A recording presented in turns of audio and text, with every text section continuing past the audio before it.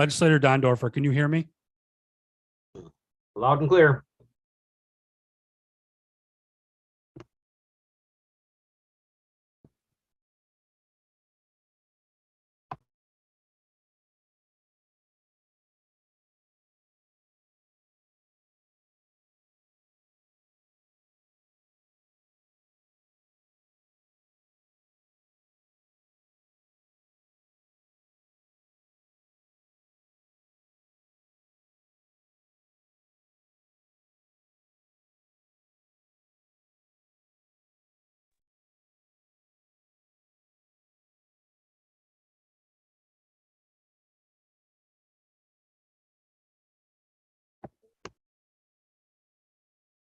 Dave, can you hear me? Dave.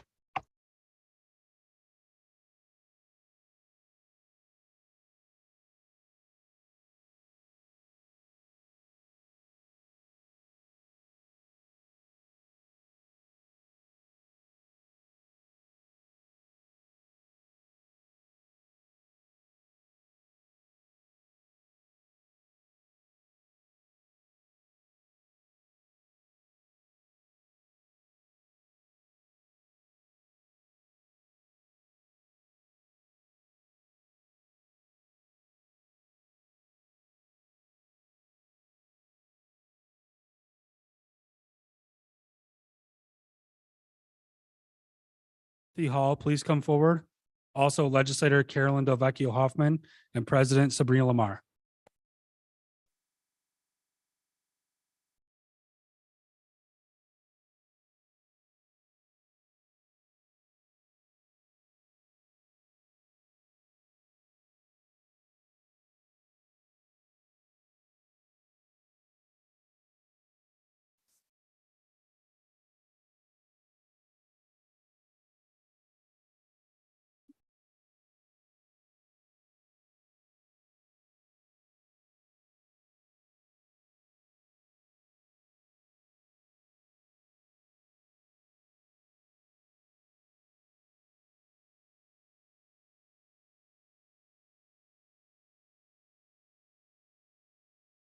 The Monroe County Legislature recognizes Dorothy Hall, whereas it is the sense of this legislature to honor and celebrate the people and organizations that make Monroe County a better place to live. And whereas attendant to such concern, the legislature is justly proud to honor Dorothy Hall. And whereas Dorothy Hall is a founding member of the Plymouth Exchange Neighborhood Association and was crucial in development of the community. And whereas Dorothy has been involved in projects such as Providence Housing, the Southwest Riverfront, and the Landmark Historical Society. And whereas she was also involved in Brownfield Opportunity Area, Common Council, and Free to Fly, a mother's program. And whereas Dorothy is a member of the Memorial AME Zion Church and took on more leadership roles there, ranging from class leader to directing the children's choir. And whereas Dorothy Hall's contributions have been fundamental in the advancement of the community and especially essential to the Plex neighborhood.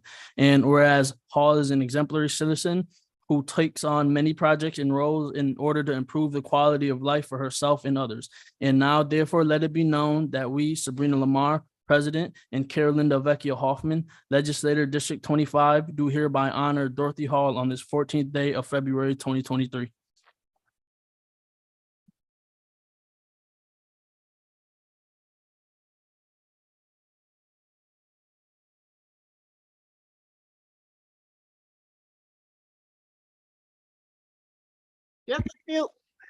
Just a few words of thanks to say I really do appreciate this award tonight, and I will continue working as I always have done, working for my community within my neighborhood. Thank you.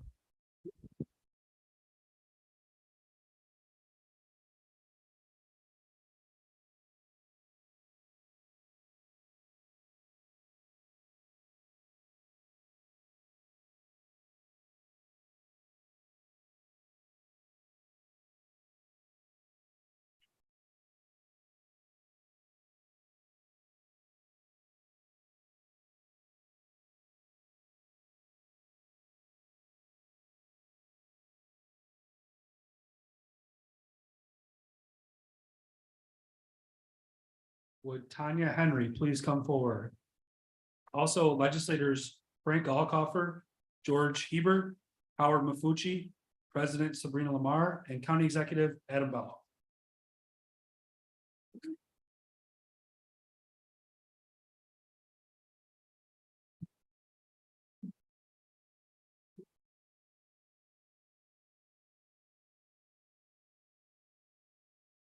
The Monroe County Legislature recognizes Tanya Henry.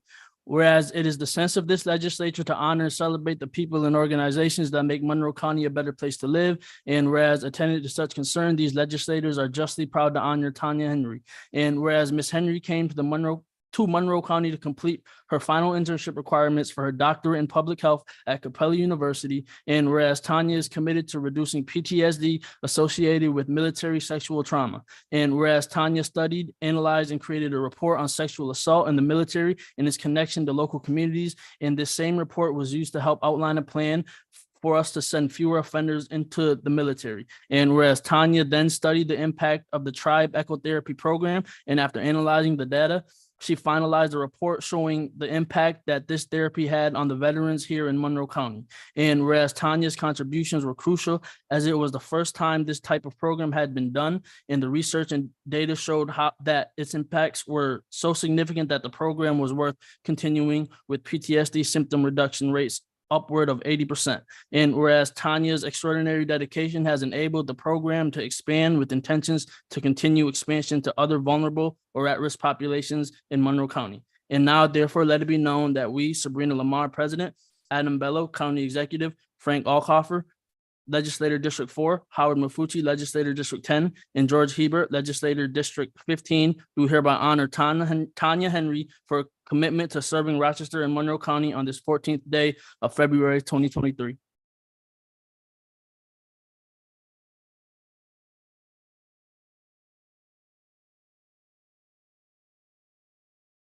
I really want to thank you.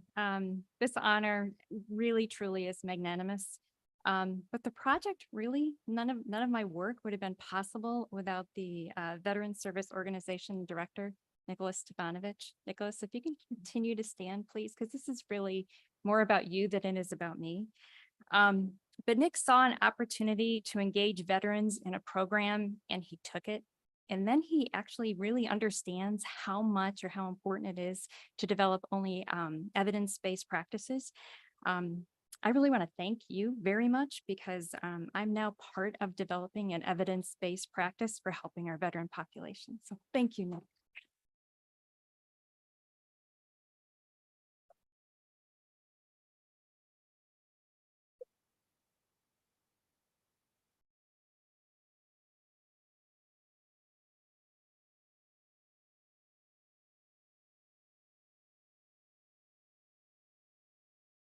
Would Dr. William H. Bayer please come forward? Also, legislators Carolyn Delvecchio Hoffman, Susan Hughes Smith, and President Sabrina Lamar.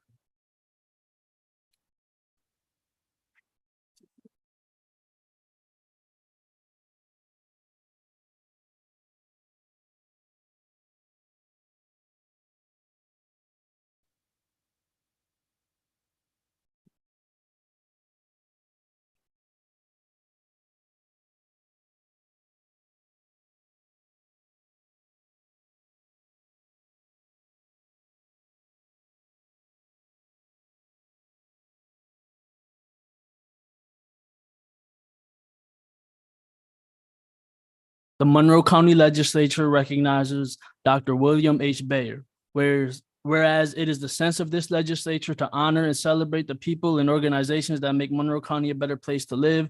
And whereas attendant to such concern, we are justly proud to honor Dr. William H. Bayer, who serves Monroe County and the greater Rochester community. And whereas Dr. Bayer founded Jefferson Family Medicine in 1992, and whereas Dr. Bayer has had a long life of dedicated service, especially to those underserved by the medical community. And whereas Dr. Bayer has made many medical service trips to educate patients on their health and to help prevent serious illness. And whereas Dr. Bayer has worked with or been affiliated with organizations such as the National Kidney Foundation, American Diabetes Association, Jefferson Avenue Business Association, Southwest Area Neighborhood Association, Monroe County Medical Society, and Monroe Plan, a Rochester-based Medicaid HMO. And whereas Dr. Bayer has received many awards, including the Edward Mott Moore Award on behalf of Monroe County Medical Society, and whereas Dr. William Bayer portrays the qualities of a responsible citizen and has contributed tremendously to the well-being of Monroe County residents. And now, therefore, let it be known that we,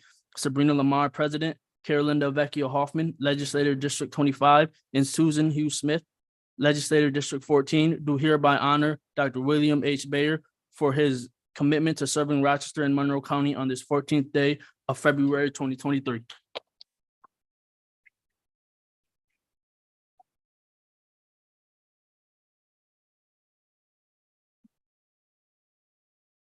Well, thank you very much. I'm going to say something real quick.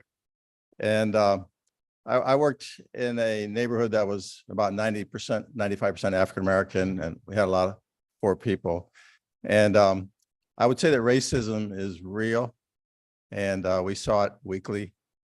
And I don't want anybody to think that it's not. And we had many occasions where this took place. One most dramatic was where a patient of mine had his leather jacket cut with the initials KKK while he was out to lunch.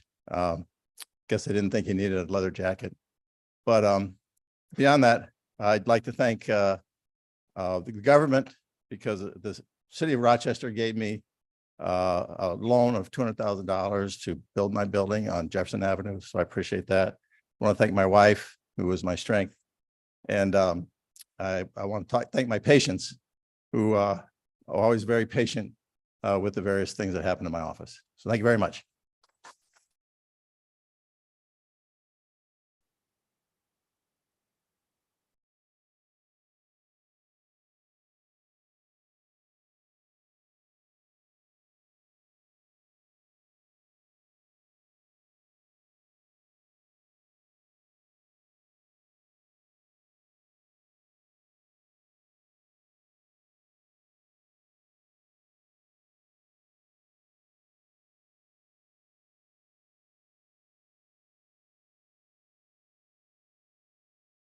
Scheduled for this meeting.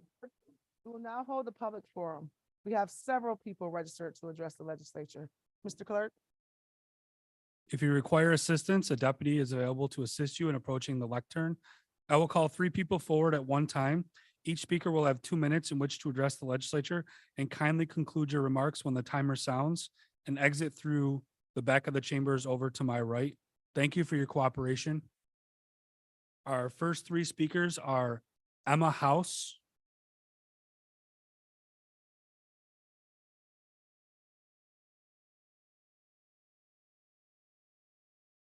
Peter Matthews, and Karen Pelk.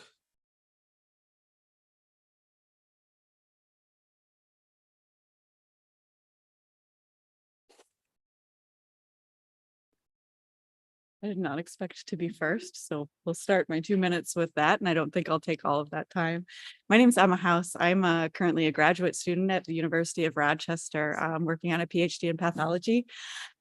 I've been a resident of the city of Rochester for about 5 years now, and over that course of time, I've seen my utility bills rise astronomically, including this mild winter that we can thank climate change for, I'm sure.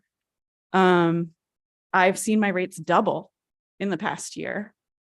And I can't even trust that that is due to increased usage, because I can't trust that RG&E is managing my bills appropriately, that I'm getting accurate bills from them, and that they're using true meter readings. I'm a single parent spending up to 10% of my wages on my utility bills. And it's untenable, it's unmanageable, and it's not fair. Making RG&E a public utility could help decrease the cost. It could help, make families like mine and families who are in even worse positions able to pay their bills and buy groceries, keep their heat at a manageable level overnight and throughout the day, because I don't know about the rest of you, but I'm turning my heat off at night. So that's all I have. Thank you.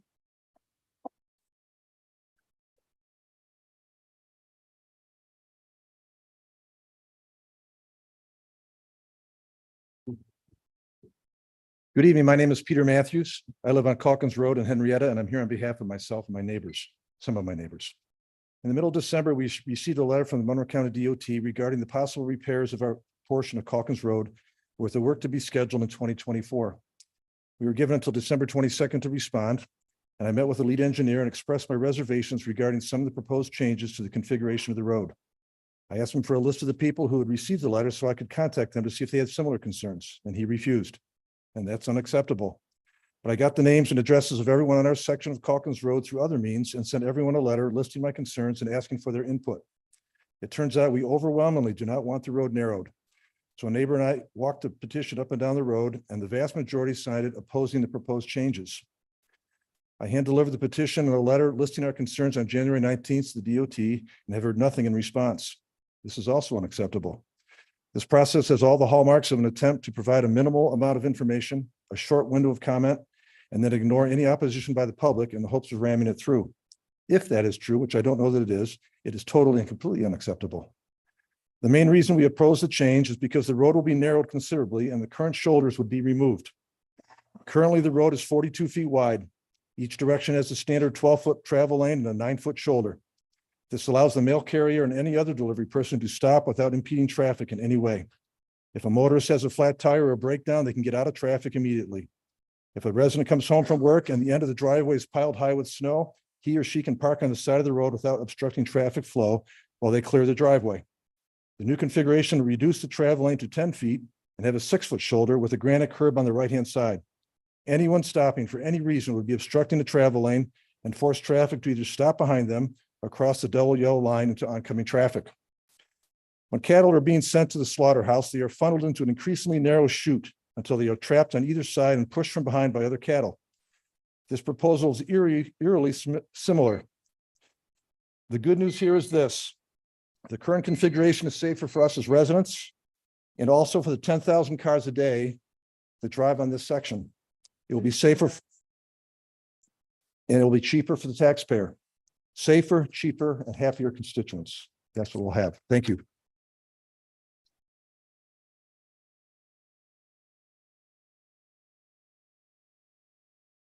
My name is Karen Pelk, and I live in the 14609 neighborhood. I'm here to voice my concerns about RG&E. RG&E is a foreign-owned company that makes their decisions based on their own vested interest and the need for shareholder profit. RG&E's infrastructure is unethical and broken. The evidence is in their incompetent management, billing errors, poor customer service. RG&E has not addressed these issues, resolved or corrected any or all of the billing and statement errors in a timely manner. RG&E's solution is to terminate service to the consumer. We, like others, have experienced this.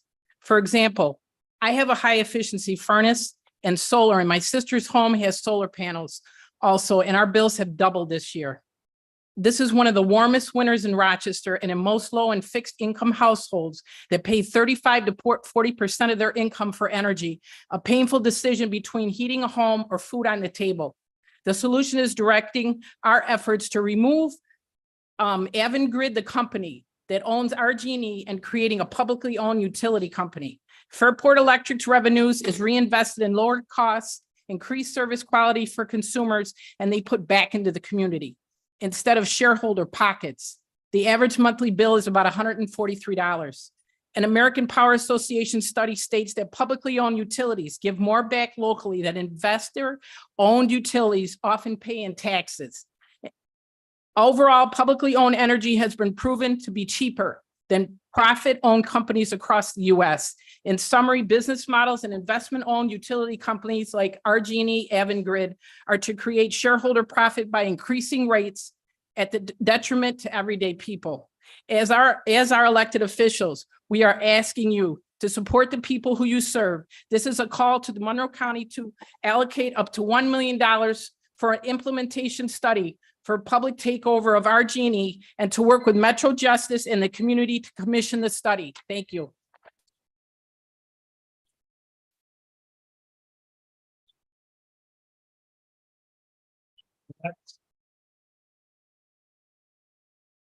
Our next three speakers are Clay Harris,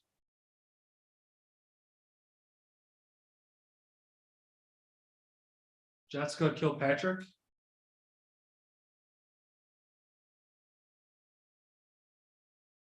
And Lauren Weiner.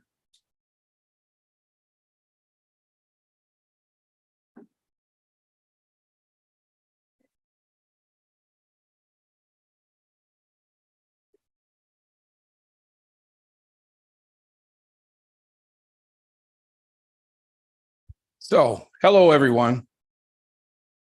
I came to talk to all of our wonderful 29 county legislature and our wonderful county executive, our deputy county executive, and our president, and of course, our majority leader. And the topic is violence. When I finish this speech, I want a hand clap the same way you guys are clapping for trying to get RG&E to become a public utility. Because I truly believe that lives matter. Black lives matter. The last time that I came here, my mom and my family was getting a plaque because my dad died of a significant violent act. And the first time I addressed the county legislature, I was in the 5th grade. I was 11 years old, and my school selected me to speak to save a drug prevention program. And I don't know if it was me because I spoke, but the county legislature, and I think it was the county manager back then, they saved the drug program. I'm asking the county legislature today, both Democrat and Republican, as I did when you guys were honoring my dad. You guys work together, and you have been working together. I love it. But now it's time for you guys to work together to save lives all over the county, not just the city, not just in Pittsford and Perrington and Greece and Henrietta. We have violence in many different forms all over this county. And the county legislatures, you're in a district. You may not be in a district of the city, but you're a part of the city. And you guys must start taking a more concerted role and effort to save lives in the city, not just the suburbs. And I am seriously, significantly asking you to care about city residents, about people of color, and please become more involved and understand that Black lives truly does matter. And if it does, you guys need to become more involved. County executive has, and we appreciate him being involved. Now it's time for the county legislatures to be involved. Okay, please. Thank you.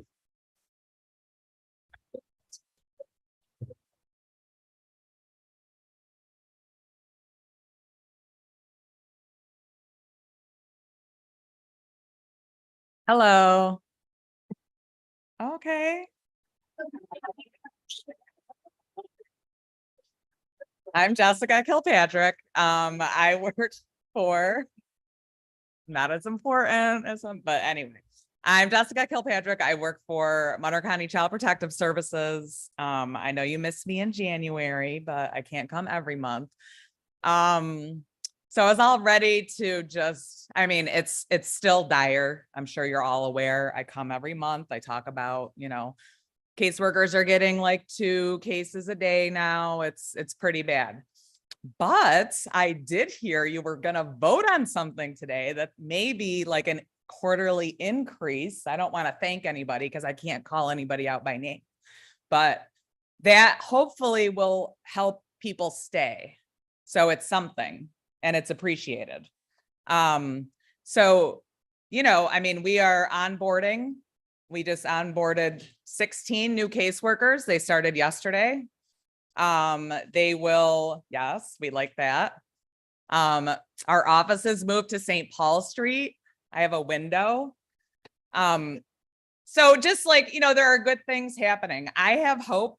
You have to have hope in this field. You have to have hope with everything that's going on.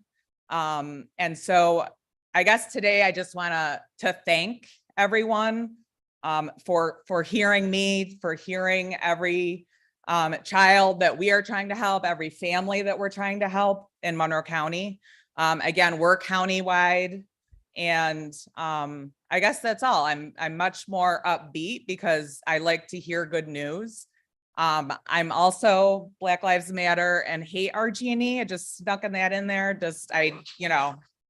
If we're on that, let's, I do like oh no, I can't say his name, but I do like our Monroe County, our health commissioner. I was here when there was a very I am pro him as well. So this is me hyper, okay? Usually I'm depressing and, we have a lot of vacancies. I'm not gonna, and, I will continue to hold the administration accountable. They like me. But I'm gonna end on this note. I will be back in March, okay? Let's keep up the good work. Let's work together, okay? All right.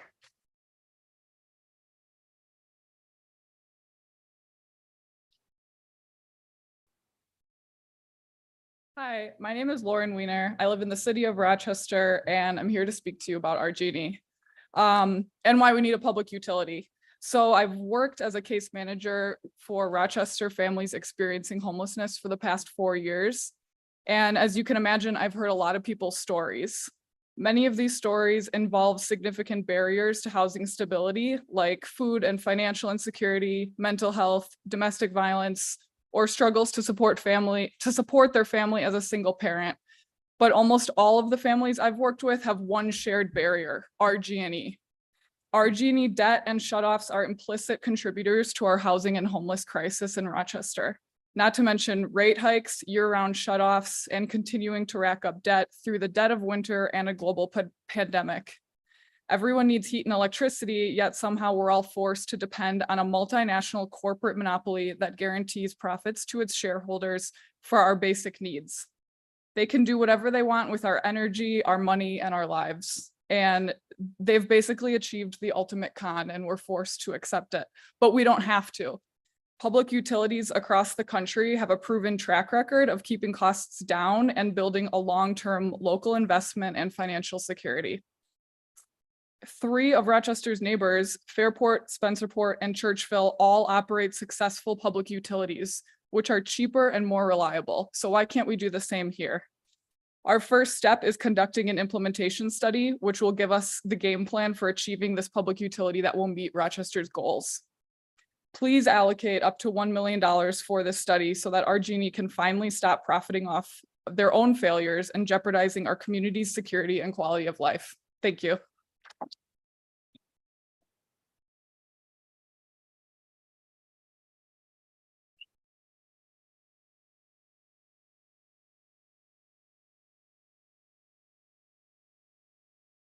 The next 3 speakers are Lisa Barr,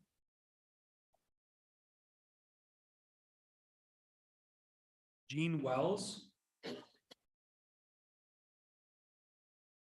and Gloria Turner.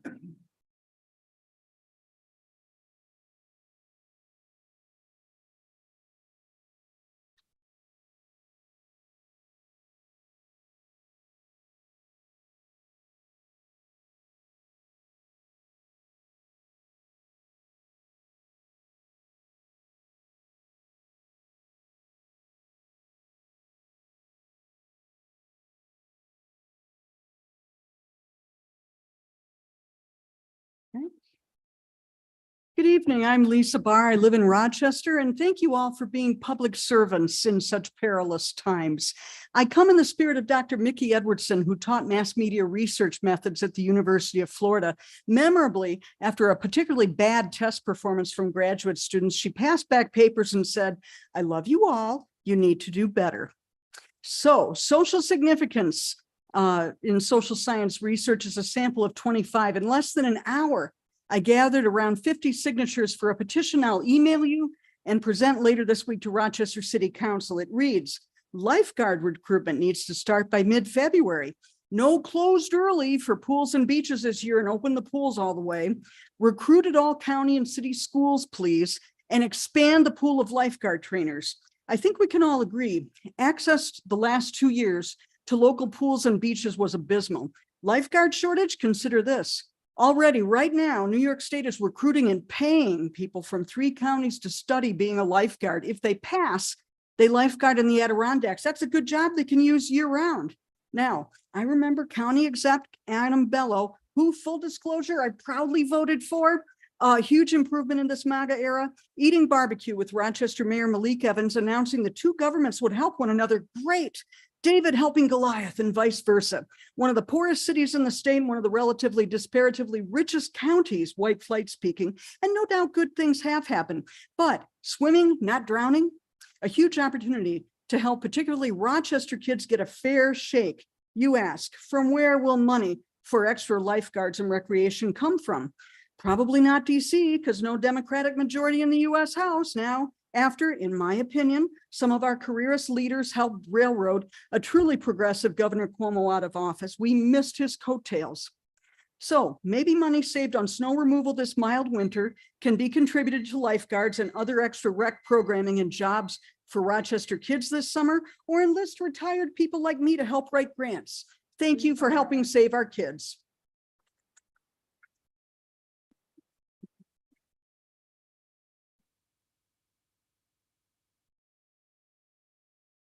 Good evening. I'm Jean Wells from Arundequoit. I'm here tonight to ask a favor. I'm requesting an hour of your time. During that hour, I'd like you to visit the nursing homes and assisted living facilities in your district. If possible, in the company of a constituent who has a family member or a dear friend at that facility. As you approach it, please start thinking as a family member. Even the outside of a building can tell a story. Does it appear to be run down business or a residence, a home for our most vulnerable? Now inside, start walking in your constituent shoes. Will you be glad to visit the person so close to your heart, or become pale and sweaty as you approach their room? Does the facility smell clean?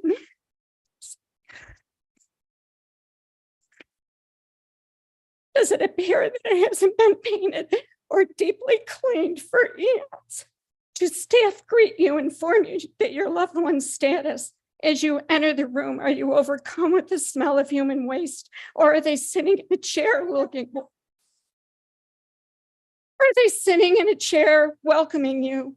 Do they extend their arms to greet you? Or are they laying in bed with dirty linens, undressed, unable to respond? Are other residents calling for help? Call bells relentlessly ringing. How long will you stay? Can you overlook the neglect and see the person? When you leave, will you be able to rid yourself of that punch in the gut feeling, the helplessness and not being able to change the circumstances and find a path to those who care and want to make a difference? We have the power to make changes. If we fight for the neglect of a child, why not for the vulnerable and the elderly? The penal code must be updated to follow Department of Health guidelines for neglect and abuse, and that withholding treatment is an intentional act and a crime. The DOH cannot be allowed to enter a facility 5 times in a matter of a few months, levy fines, and leave residents as they found them in immediate danger. The only way to make these changes is to be committed to change. Work with your state lawmakers as I am. My 3-year pilot program is being submitted to the New York State Budget Committee by Sarah Clark, our Assemblywoman. After your visits, please bring your thoughts to Legislator Long. The 1 hour you give of your time may be the last hour of their life.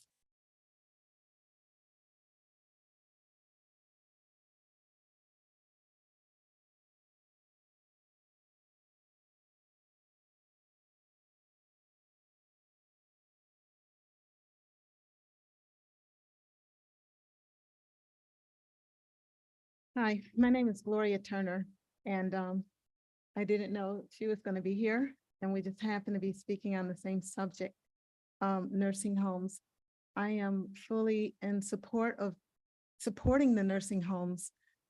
We need them, but we need to be supporting them and the staff that are there. They are overwhelmed. I have a loved one in the nursing home, and I literally go there as often as I can, day and night, to make sure that my loved one is provided for. I take on the role. I don't go there to visit. I go there to work. She's correct. If everyone would take an hour, just go there and you will get to know what's going on in these nursing homes and have some sort of empathy and help get the staffing and the support that these nurses and aides need to do a sufficient job in the nursing homes. They need our help. Thank you.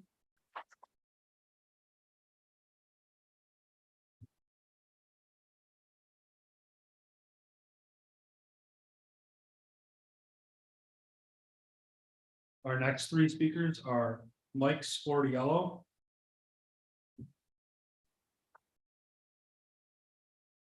Michael Laird,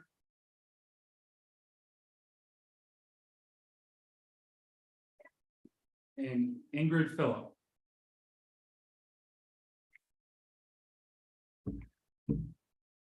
Good evening, everybody. My name is Mike, and I serve as a clinic coordinator for the You Are Well Clinic for the un- and underinsured people here in Monroe County. Most of my experience is in treating with the working poor, those that work a full-time job, usually making minimum wage. These people are often exhausted, exasperated, and exploited. Just about every hour of their day is taken up with work for the company, for their children, and for their aging parents. It's easy to lose sight of what we're arguing over here today. Yes, we're mad at RG&E that overbill us. Yes, we're mad about the pre-recorded voices telling us to please hold because apparently our calls are very important to them, but it's just a transparent way to get us to stop calling, to get us to pay the overcharges. We're mad at the outages that could have been prevented. But what we're most angry at is what I think the following. On multiple occasions, I've held the hands of these patients at my clinic as they've cried to me, not sure how they're going to pay the utilities this month. They cry because they've got their shifts taken away because the bus was late taking them to work, or because they were sick and as a result missed a shift and had a smaller paycheck. They were barely hanging on, and Avangrid has no problem keeping them on the brink of poverty so as to line their pockets. When we spend money on food and medicine, at least we're getting something for it. When RG&E takes money from us each month, 10% goes straight towards the profit of their international corporation, Avangrid. Why? Even when we go to the hospital and pay for them to take care of us, they're at least a nonprofit. Why are we obligated to give this international corporation profit for using pipes already in the ground, for using wires that are already constructed? That's not a business. That's a dirty monopoly, and it's keeping my patients in poverty. It's hurting me too. Last year, my bills got too high, in large part because of Avangrid, and I didn't have the money to pay them. I knew that if I didn't come up with the money, that they'd come after me. I didn't have much time to come up with the money, and only hours in my schedule that I wasn't already working were from 7 a.m. to 9 a.m. So that's when I started donating plasma to make ends meet. As I watched my blood be literally pumped out of my arm in those early mornings, I thought back to those patients that I sat with as they told me that they weren't going to make ends meet that month. It's true that Avangrid is just one of the many reasons my patients and I were broke, but it's such an egregious abuse of community trust to tack on a legally guaranteed 10% profit by an international corporate monopoly. Do the right thing and fund the feasibility study.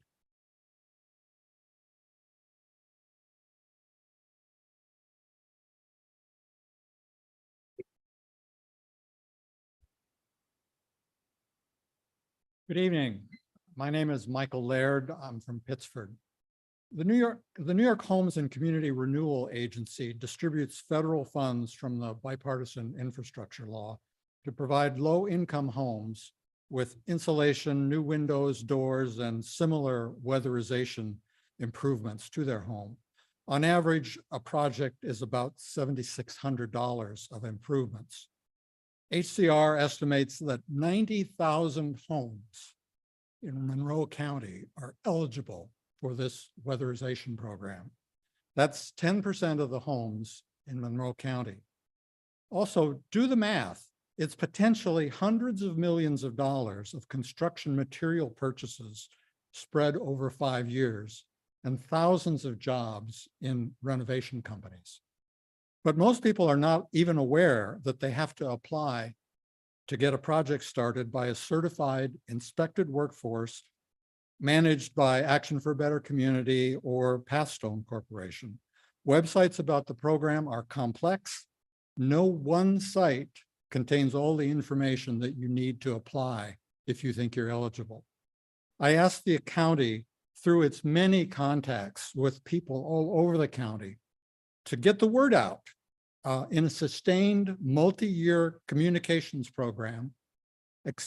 Expanded awareness will lead to healthier, energy efficient homes and simultaneously increase good paying jobs in local construction companies.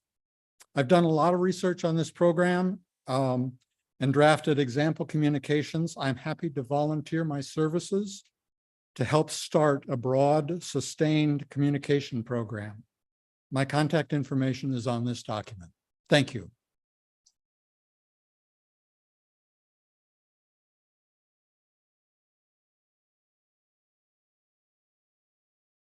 Good evening. My name is Ingrid Phillip. I'm a resident of Monroe County. First, I want to say I've fallen in love with Rochester, New York. In May of 2021, I relocated from Hartford, Connecticut to Rochester, New York. I was very excited about my new home. I knew that I would incur basic bills. I was wrong when I said to receive outrageous utility bills. At first, I did not know what to do. I sought out help because I did not have the funds until I started hearing familiar stories like mine. And I had no choice either to pay, go on a payment plan, or get disconnected. I did not have the funds. In November 2022, my bill was $174. Then in December, I got a bill for $539. I knew it wasn't right. After holding on for almost 2 hours, my bill was reduced to $47 and a credit of $84. In January of this year, I got a bill for $564, sorry. This time, our genie wasn't changing their minds. As we speak, this February bill is being generated. We need to stop the estimated reading. RG told me my meter was read on December 15. When I checked my Ring camera, no one came. When I called, sorry, I'm a little nervous. That's okay. When I brought it to attention, the representative, they told me they didn't care. Even my second floor is empty and my bill is still high. Today, I'm not here to point fingers.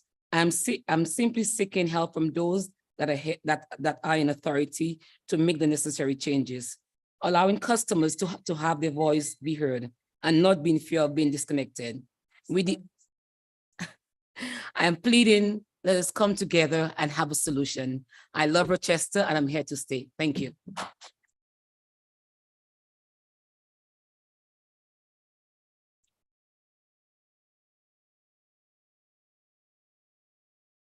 Our next three speakers are Rachel Pepper,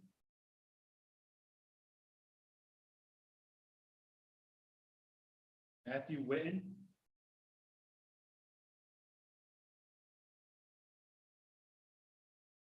and Michelle Wenderlich.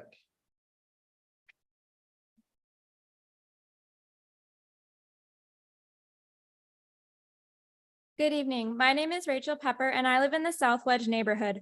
I am a renter and 8% of my monthly income goes towards paying my RG&E bill. That might not seem like a lot, but when you consider that I live in a small one-bedroom apartment and that I turn off my heat or air at night, and whenever I leave the house, it seems disproportionate. But the cost is not what drove me to seek out an alternative. About 1.5 years ago, I stopped receiving bills for about 6 months. When I finally did receive a bill, it was for over $800, money that I do not have as I live paycheck to paycheck. Month after month, I tried to sign up for a payment plan, but RG&E kept failing to process a bill for me and the payment plan never went through. This meant that every month I would spend hours, and I mean hours, on the phone with their customer service line, getting transferred from department to department and sometimes back to the original department, getting told something different every time. It made me feel like I was going crazy, and I had acute anxiety every time I had to make one of these phone calls. Sometimes I came away crying. All this is to say that it shouldn't be this hard. I'm not trying to get out of paying my bill or deny how much I owe. I'm simply trying to pay my bill. And even that is too much to ask for from a company like RG&E. RG&E is a monopoly. After having a terrible experience with a company, I should have the opportunity to choose a different company to patron, but I don't have that choice because they are the only option. At least that's what I thought before hearing about Metro Justice's Rochester for Energy Democracy campaign for a public utility in Rochester. For me, a public utility would mean humane, equitable, and cost-effective energy service. It would mean environmentally friendly sourcing. It would mean the opportunity to provide union jobs without any of the current employees losing their jobs. It would mean millions of dollars that are extorted out of Rochester citizens to remain within our communities. Not only is it a possibility, but it is a reality that we are within reach of. And that's why I'm here today asking for your help. Rochester for Energy Democracy needs the Monroe County legislators to allocate $1 million for an implementation study. If you have the interest of Rochesterians in your heart, you will take this ask seriously. This is for us, for the people of Rochester. Thank you gratefully for your time and happy Valentine's Day.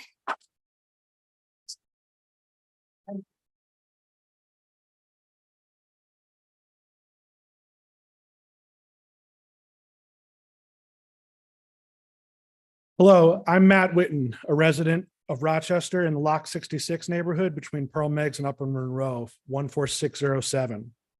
We are homeowners who find paying our utilities, mortgage, and the rest of our bills to be extremely challenging. Sometimes we ration and have to compromise which bills to pay, and we can't afford to pay them all. I'm asking for the county legislature to allocate up to $1 million for an implementation study to take over and replace RG&E with a public utility. Having gas and electric as a public utility is not unprecedented within some US cities like Los Angeles and Seattle. But this is not exclusive to large cities. For example, right here in our region, Fairport, Churchill, and Spencerport are great examples. Many things that should be basic human rights are not. I believe housing is a human right. I also believe living with dignity is a human right. What is less dignified than having your electricity or your gas turned off? That basic human right of dignity should include security of heat and electricity. Canadian Sir Adam Beck, an early advocate of publicly owned electricity grids, utilized the slogan, power at cost, and in Latin, dona naturae pro populo sunt. The gifts of nature are for the public.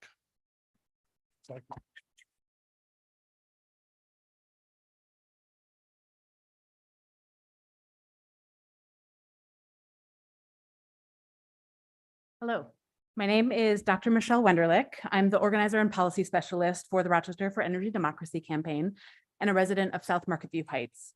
The current situation, as we're hearing, is untenable. Rochester has among the highest energy burdens in the country. Approximately 37% of Rochester households pay between 10 and 25% of their income just for their utilities. And that is 44% for Black and Latino households. RG&E has been profiting off of failure for decades and is being sucked dry by a multinational corporation and wants to raise our rates by an additional 20%. Rochester area residents have a chance for a real solution. New York state law states that with an implementation study and a positive referendum, RG&E would be forced to sell to the public. I'm here to present the 5 guiding principles of our vision for a public utility. The first is affordability. Public utilities are not for profit, so energy can be affordable for all. We can use RG&E's yearly $108 million in profit and other savings of public utilities to lower rates, tie rates to income, and have a mandate to avoid shutoffs. Second, local economic benefit. Our utility will invest ratepayer dollars back into our community to fund a comprehensive energy efficiency and electrification transition and other initiatives that improve quality of life for our people. The third, renewable energy. Our utility will commit to an equitable and immediate transition to clean energy sources and aim to be 100% carbon-free by 2030. So we have control over how we meet state climate mandates. The fourth is accountable democratic governance. While run by a value-aligned general management and current employees, our utility will be democratically governed by an elected board of directors that represents a wide variety of community interest with additional mechanisms for input and decision-making by ratepayers. The fifth is worker rights and a just transition for energy workers.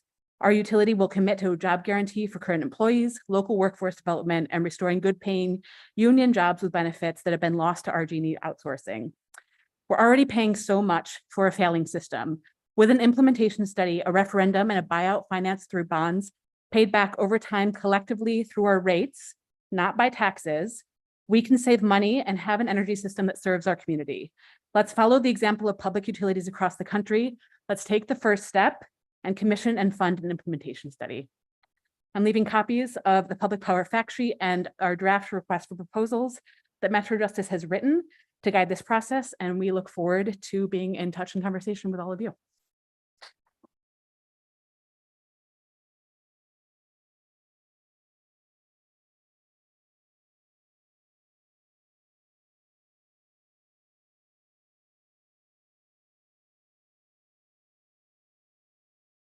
Our next three speakers are Kelly Cheadle,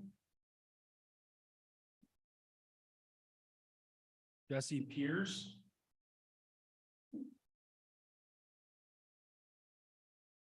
and Mary Beth Knowles.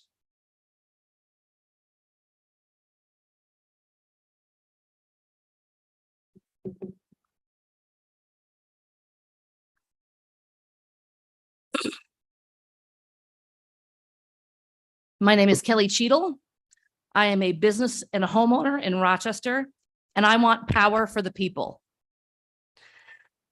It's 2023, and we can no longer live without electricity.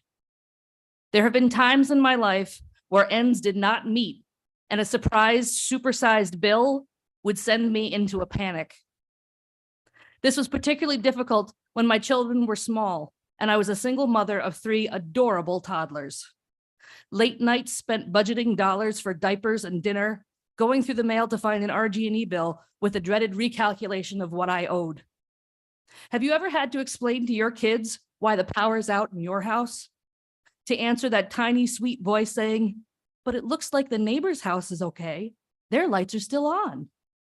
How do you explain that your paycheck doesn't come in at the right time? And if the indignity of that weren't enough, the poverty tax that you must pay in order to have your service turned back on. I wonder if my kids remember. I've now got a house full of young adults trying to figure out how to plan for success on their own. Between skyrocketing rent and food and essentials, it doesn't add up. This is where you come in. We need to take private ownership out of the equation. The people of Monroe County need a public utility. We need you to allocate up to $1 million of our dollars for this implementation study to create a public utility. We cannot afford to wait. The dollars we send each month are not being invested here in our community. They're ending up in someone else's pocket. With a public utility, we can invest those dollars in better services, greener infrastructure, and keep the power right here where it belongs. Thank you.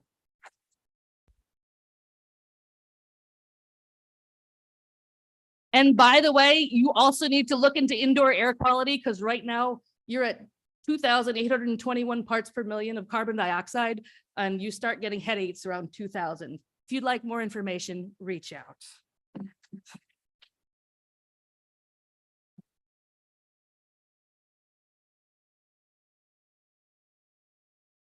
Hi, I'm Jesse Pierce from North Winton Village. Are there any Lord of the Rings fans in the legislature? Come on. I'm going to quote Galadriel. The world is changed. I feel it in the water. I feel it in the earth. I smell it in the air. But this change is not reflected on Monroe County roads. Cities and counties all over the world are returning to it and acknowledging a very old idea that roads predate cars.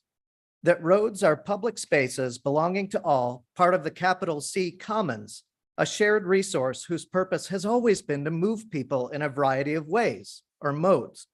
Street space is being reallocated, and people are recognizing that riding a bike is once again a viable, fun, cheap, easy, convenient way to get around. The benefits are endless: physical health, mental health, saving households money, saving society money, reducing gunk in the air, strengthening community bonds, making roads safer for all road users, including drivers, benefiting businesses, and not for nothing, young people are moving to places in droves where they don't need a car for every trip they take. Let's attract and retain young people. Bicycling appeals to both sides of the political aisle. Progressives love that biking has always been a great democratizer, a social cohesive, that it's empowering and green. Conservatives champion consumer choice. They like that bicycling is lean and cost efficient. They dislike when unneeded, expensive costs are foisted upon you and believe you should have the right to opt out of that if you can. Rochester, though not where bike riders want it to be, has been making progress over the last decade on its streets. But too often, when you're biking along and you cross the city line into one of the surrounding municipalities, that dedicated bike space completely disappears. We are one county, one community. It's time for something better. It's time for Monroe County DOT to get out of the Leave It to Beaver era and start implementing real complete streets. They won't do this without being told to. Let's add Monroe County to the growing list of New York communities with an official complete streets policy. Thank you. Oh, and just a quick one. Somebody earlier spoke of feeling like cattle being led to slaughter. Try riding a bike on a county road. All right.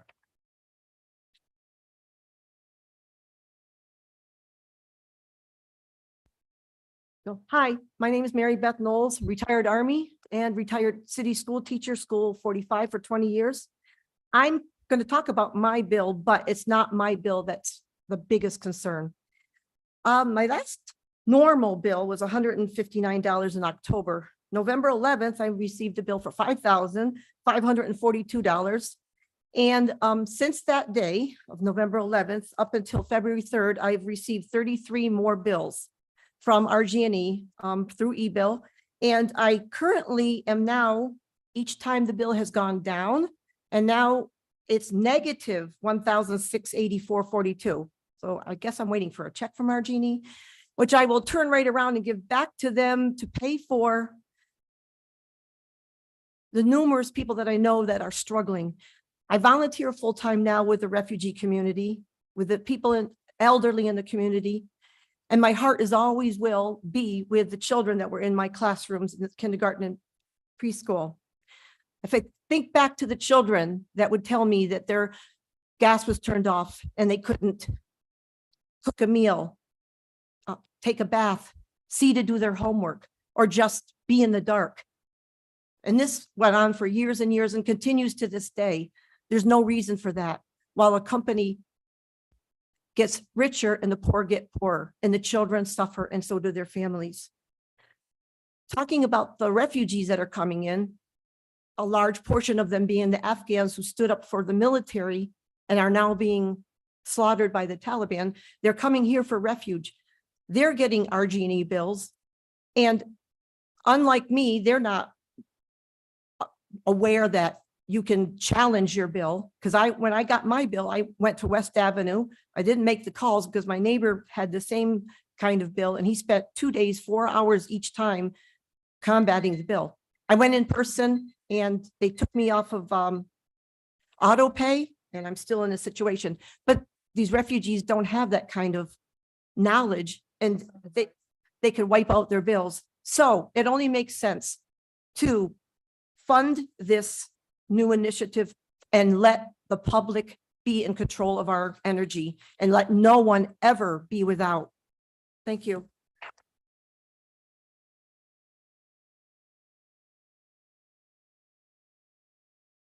Our next two speakers are Kevin Yost,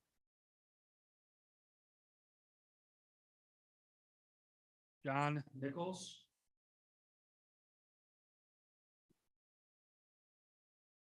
and Stephen Belzoy.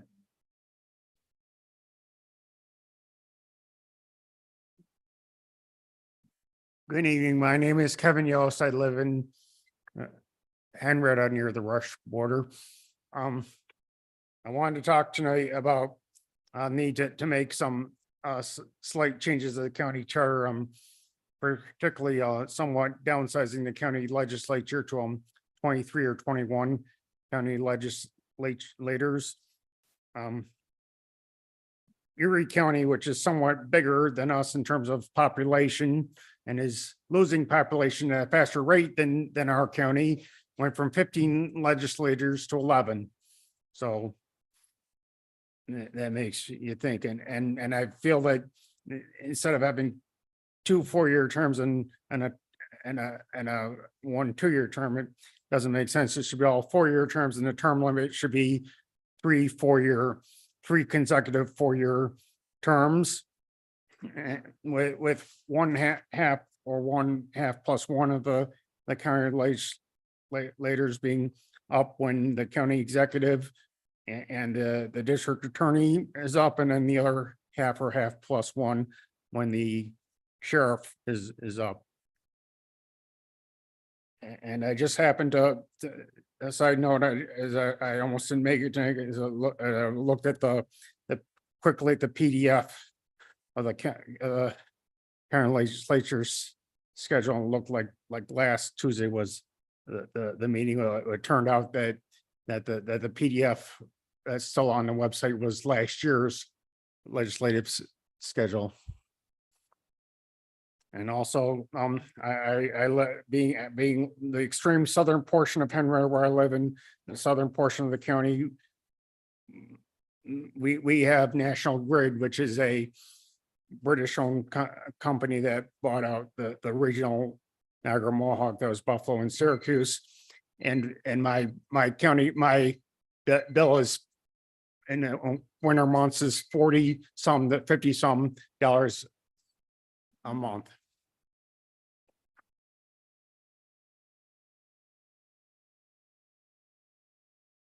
Hello, I am John. I live in Brighton. I am here to talk about a public utility. I'm a renter with a full-time job, and the stories I've heard from friends and others about incredibly high bills and poor service from RG&E makes me hesitant about buying a house and continuing to live in the area.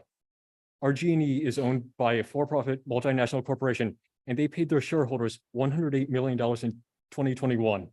Meanwhile, I have friends with houses who have gotten RG&E bills, one of them over $3,000, and had to talk to customer service about meter reading issues and other billing issues, all from previous owners, all while worrying about what necessities they can afford. I've also talked with others who have had their heat and electricity shut off or experienced outages due to poor infrastructure. They have to do what they can so their kids don't freeze. Their stories and RG&E's proposed rate increases stoke both anger and disgust at the casual cruelty and dread that can happen to me at some point. Today, I'm asking the Monroe County Legislature to allocate up to $1 million for the funding of the implementation study for a public utility, along with the help of Metro Justice. This public utility should be local, affordable, responsive to ratepayers, community-owned, provide a just transition for the current workers, and provide good jobs. And the implementation study can show us how to do that. Towns and cities from Fairport to Austin, Texas have a public electric utility. Better things are possible, but only if we, the people of Monroe County, can take control of our utility. Thank you.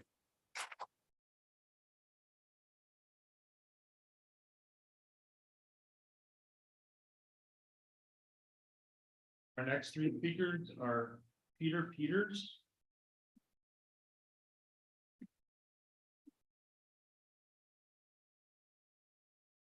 Alan Blair,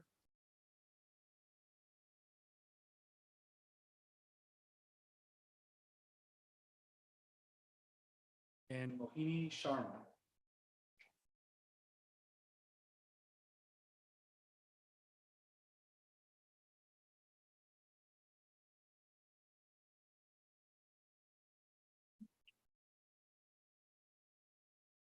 President Lamar and legislators, thank you for this opportunity to speak at this hearing. I'm here as a city resident and as a member of Metro Justice to support the demand being made that the county set aside $1 million and join with the City Council in an implementation study to take over and replace RG&E with a local public utility. The reason I support this effort is that too many of our fellow citizens, mostly Black and brown, already live with economic vulnerability, so that one or two unpaid bills expose them to harassment. But my reasoning became personal this past month when we received a bill that was more than double our usual amount. When I called to question this, the operator had difficulty finding the reason, but eventually said it was due to a computer glitch. We had not been billed for the previous month, and were now being billed for both months. What might such a glitch mean to people living on very low income? And then to make matters worse, we shortly received a second bill where another $100 was added to the first. My point is that in this highly computerized world, why was 1 month omitted from our bills and we were not notified? And then 2 subsequent bills were delivered with an increase in the second without any explanation. The legislature must ask itself, has RG&E grown too big and distant from the local consumer? What is the legislator's role in protecting our residents? At the very least, it is about ensuring that public utilities actually do serve the interest of our residents. That is why they're designated as public utilities. Utility companies are not like any other companies. Their primary obligation is one of service to their customers. It is time to study an alternative proposal concerning how we care for the well-being of our citizens. Legislators, it's in your hands.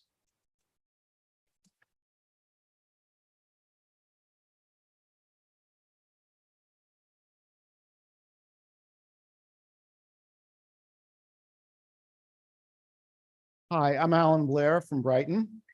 Many of you have likely been on the receiving end of an RG&E billing error. Mine was a $1,600 bill last February. They make mistakes like that all the time, and terrible customer service makes fixing it really hard. You can spend weeks or even months trying, but if you have funds, an RG&E billing error is at least a manageable pain. You just pay the bill and resolve it later. Not so if you're low income. When you're already living paycheck to paycheck, you struggle with high RG&E rates every month.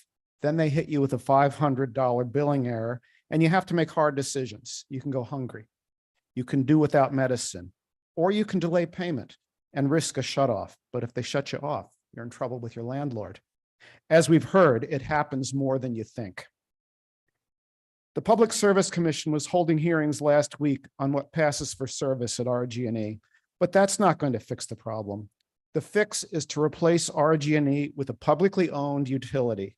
A nonprofit legal focus would redirect 100 million Monroe County dollars from investor pockets to providing better customer service and lower rates.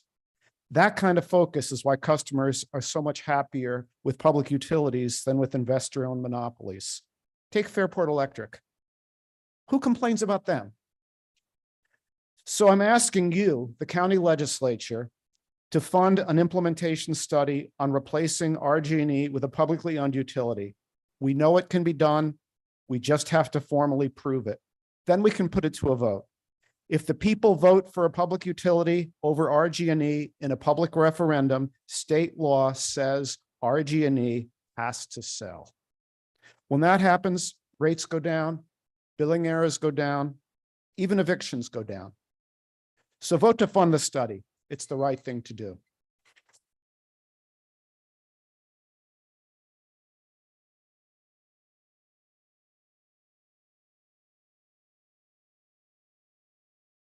Good evening. I'm the Oregon 1,500 petition signatures and hundreds of Metro Justice members to urge all of you to choose action towards the RG&E crisis by studying a public utility.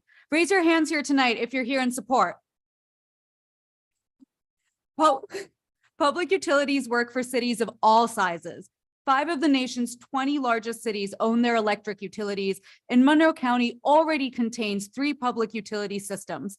They invest 33% more into their communities than private utilities, are twice as reliable, and 13 to 63% cheaper. And of the 7 utilities in the nation that are 100% renewable, all of them are public.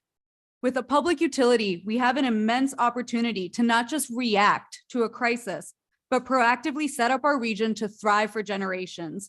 I've heard concerns from some reps about costs and service territory for a public utility.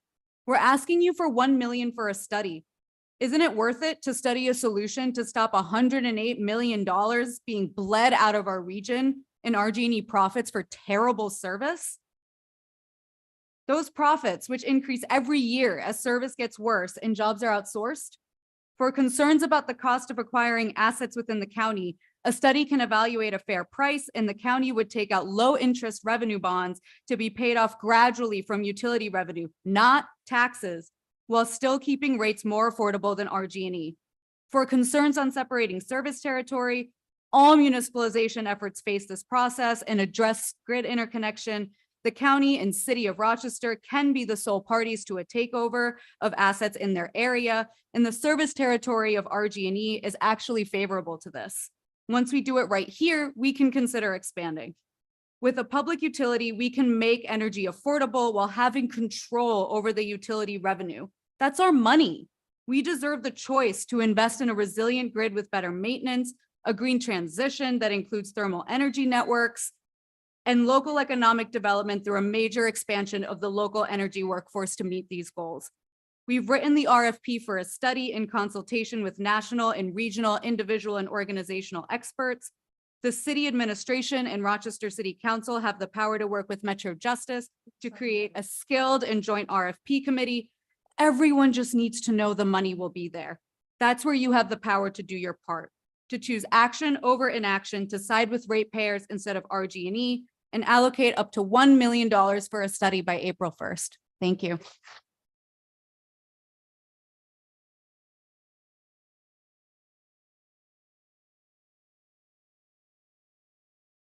Next three speakers are Loretta Walker,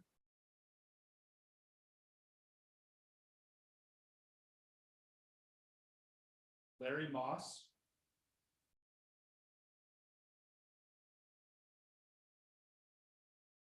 and Gregory Ogzowski. Is that close?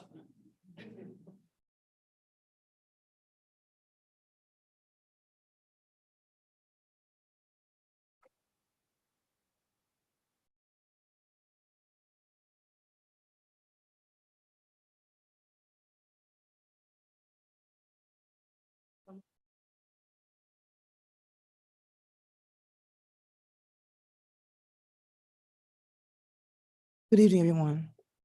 My name is Loretta A. Walker. My legal address is the Plymouth Gardens Senior High Rise on Plymouth Avenue, but I still have an RG&E account at my previous address. I have with my former roommate who's severely disabled.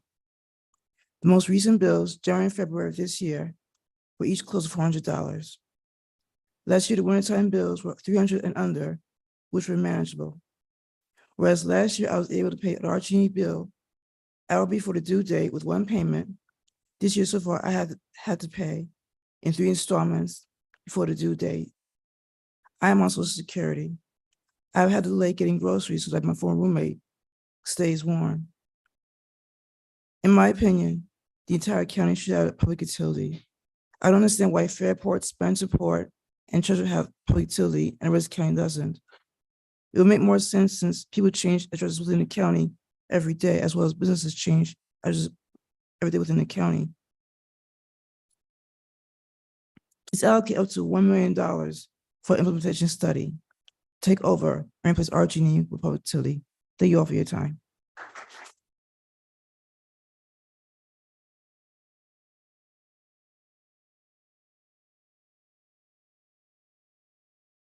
Hi, my name is Larry Moss.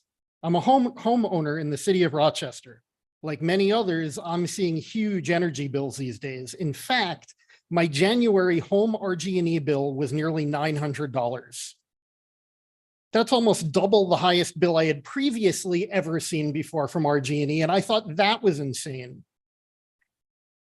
Most peculiar about that bill is that it covered a period in which we weren't even heating the house because our boiler had died. We weren't using any gas at that point. It's time for a public utility to replace the private profit-focused one. We need a utility in a position to offer more affordable pricing that follows consumer-oriented practices, that has a focus on improved services, and will move at a more rapid pace toward more renewable power. This is an issue that affects everyone across the county. Whether you're a bakery in Brighton or a household in Hamlin, we are all connected by the electric grid. Public power provides long-term value to the community and citizens with policies that are in line with community priorities. Whether it's rate stability or green options, the community will be the one to directly benefit from our monthly investment in public power. As a provider of social services, the county could indirectly benefit by reducing economic insecurity for county residents. Rate stability or even possible rate reductions could potentially reduce the strain on social services. Public power could mean our families aren't hit by huge bills and shut-off notices that leave them to choose between buying food and keeping the heat on. We need to flip the switch and direct dollars back into the community, but we need your help to do so. This study is the first step towards guaranteeing access and affordability to a critical service we can no longer live without. I urge you to approve the allocation of the $1 million needed to implement the public power study. Thank you.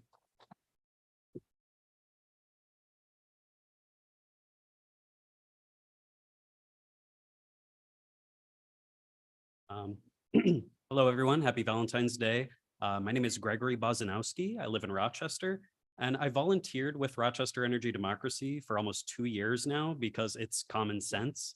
RG&E, as we've all said, is a corporate monopoly. It extracts around $100 million out of the county every year in profits, and turning it into a public utility like the Monroe County Water Authority, it's just a good idea. It's also not a radical idea either. 1/3 of all power utilities nationwide are either publicly or cooperatively owned. From Sacramento, California, the entire state of Nebraska, and as many of us have said, our neighbors in Fairport and other towns nearby. The state of Maine has an upcoming referendum to replace their Avangrid-owned utility with a cooperative utility. And it has bipartisan support, including the former Republican head of the Maine State Senate. One of the craziest stories, the utility there was lobbying against home solar installments. They're not a good company, Avangrid. They're not a good company. RG&E is also a detriment for economic development currently. I don't know if you all saw the WHEC story from a few months ago about a builder who had completed houses and could not sell them, could not move forward because RG&E was taking months for the basic hookup to the grid and for, I assume, for the gas as well. Yeah, so please fund this implementation study. And honestly, it is not that much money. It's like buying a house. I would rather buy a home, have a mortgage with a low interest bond, not increasing taxes, than a terrible, terrible slumlord like Avangrid. Yeah, that's pretty much it. Thanks, everyone.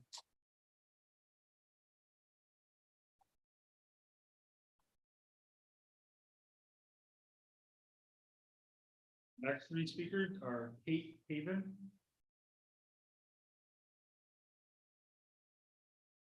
Sandra Morellis,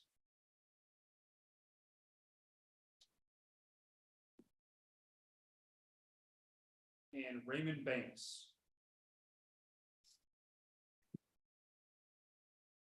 Good evening. My name is Kate Caven, and I've lived in Rochester my whole life. I've been a customer of RG&E just as long. The last several years, RG&E has been severely overcharging me without taking accountability or rectifying their mistakes. I've spent hours upon hours on hold trying to understand what went wrong and how to make it right, to no avail. I've been forced to just pay the irregular bills to not get shut off. I will be graduating with my master's in social work in May. Thank you. And my hopes are to continue to live in Rochester and work in this community. I have many years doing human service work for this beautiful community, and what I have noticed is that the amount of people unable to afford their basic needs is going up, and that people's overall well-being is going down. That when people don't have their basic needs met, we can't expect them to function in work, school, or otherwise. And it is hurting us. It is hurting all of us. I recently spent hours trying to soothe my aging mother who received a ridiculously high bill, telling her that there's nothing she could do but pay it. That calling them won't change anything, but just waste her time and make her more upset. I had to help her decide which bill she would not be paying this month in order to pay her RG&E bill. So I am here today doing what I can urging you to allocate $1 million towards an implementation study for a public utility while working with Metro Justice. The current system we have in place is failing us and causing harm. You have the power to make a difference and improve the community's overall well-being. Will you choose to make the right decision and keep people in Rochester by allowing them to have a better choice, or ignore the needs of this community and further add to the harm being caused? Thank you.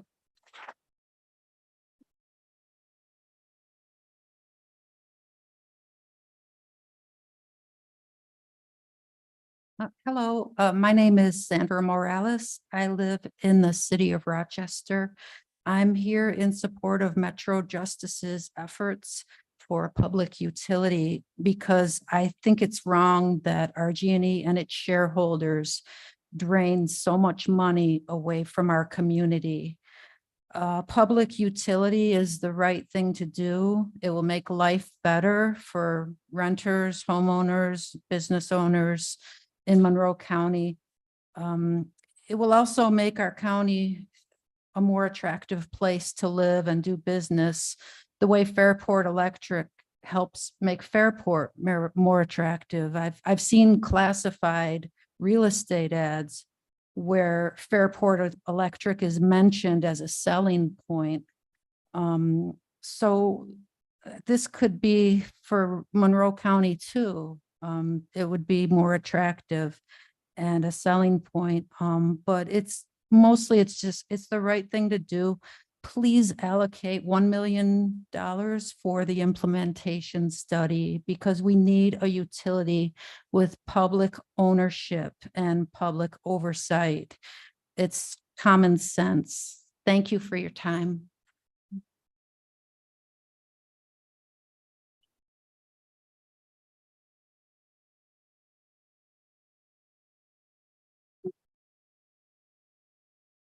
Buenas noches. Yo hablo español, no hablo inglés. Y estoy aquí para protestar enérgicamente la conducta de la compañía eléctrica. Hace 6 meses que vivo aquí. Siempre he pagado mi factura como todo el mundo la paga mensualmente, pero este mes me llegó una que me dio mucho coraje. $474 que tengo que pagar, cuando el mes pasado y 3 meses atrás pagaba solamente $200. Llamo a la compañía, porque hablo español, lo siento. No se confundan por el nombre, no es culpa mía. Échenselo a mi mamá y a mis padres que me dieron ese nombre. Soy de Puerto Rico. Hace 6 meses que vivo aquí y hay que hacer algo en contra de esta compañía. Porque si no, van a tener 1 persona menos de aquí porque yo me voy. Yo no voy a pagar $474 los meses. Cuanto nunca he pagado eso. Muchas gracias y voten en contra de esta compañía. Adiós.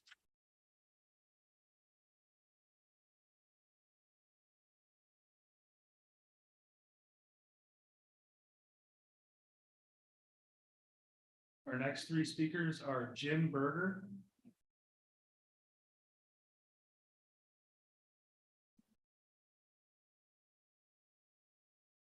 Lena Chance,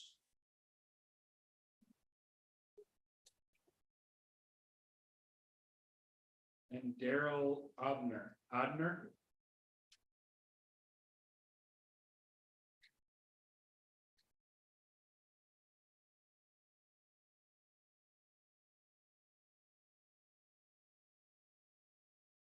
Good evening. My name is Jim Berger. I was born in Brighton and I've been back here for about 12 years now. When I think about my town and our county, I believe that these levels of government should be doing their best to serve the public, we the people who reside here. It would be great if private corporations had the same mission or priority. But history has shown that that is not the case. In our country, private corporations' first priority is profit. The well-being of the community they serve and the workers they employ come further down the list. We already have a few towns in our county that have public electricity, and I believe those residents save a substantial amount every year. I think in Fairport, it's a third. So I believe that the things that are crucial to sustaining a healthy life should be provided by government, by the entity that represents the interests of the people. For me, this would include education, healthcare, public safety, police and fire, and utilities, water, internet, phone, gas, and electricity. We have a real opportunity now to make that a reality here in Monroe County with a publicly owned utility. The first step is for you folks, our county legislature, to fund an implementation study to take over and replace RG&E. We need you to allocate up to $1 million for this study. I sincerely urge you to do just that so that all of our residents can have reliable and affordable gas and electric, so that we are better able to heat and cool our homes. Thank you for giving me the opportunity to share my perspective.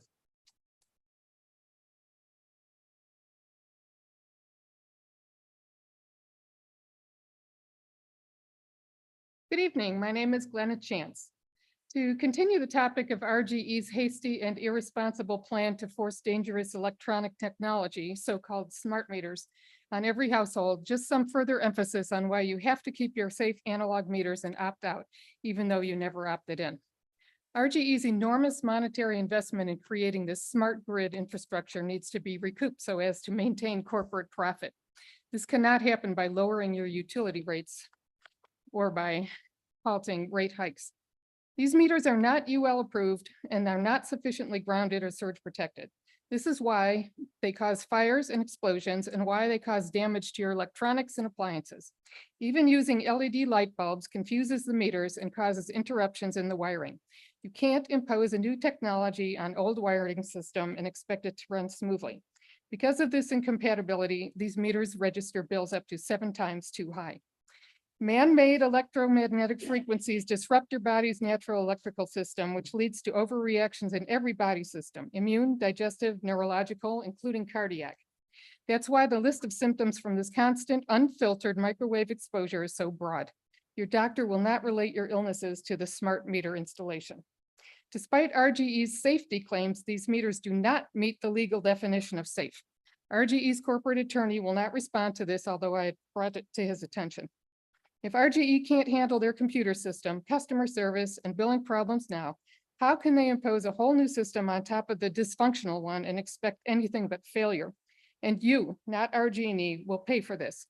You will have more billing discrepancies, spend more time on hold, have higher bills from the meter's inaccuracy, and because they have to be replaced every 5 to 7 years, and will have more illness and debilitation from your house being bathed in this radio frequency 24 hours a day. To the Monroe County Legislature, you can't hope to revitalize the county and allow RGE to devitalize it at the same time. Thank you.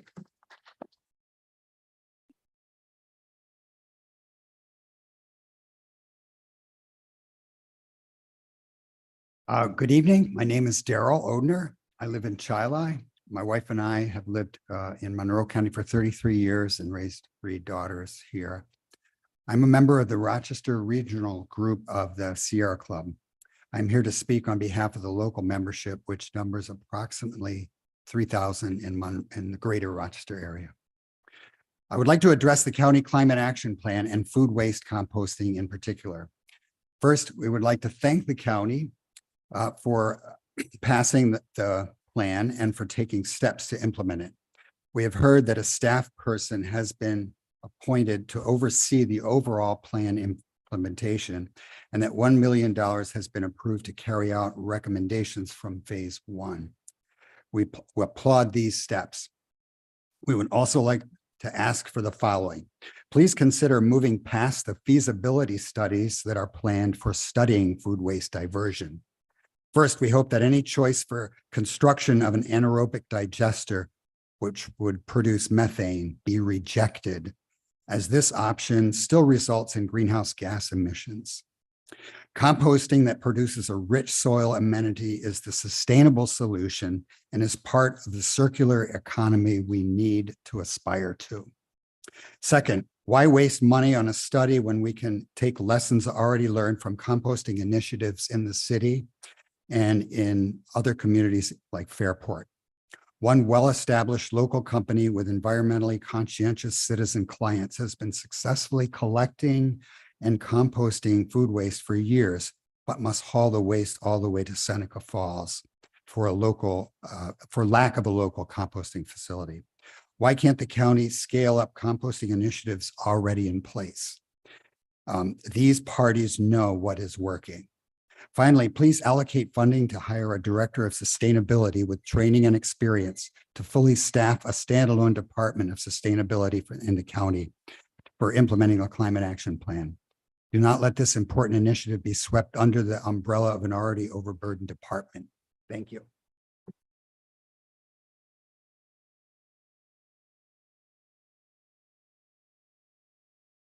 Our next three speakers are John Brown,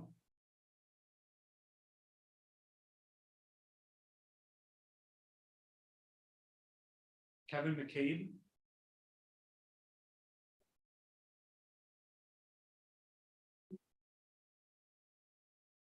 Joseph Guest.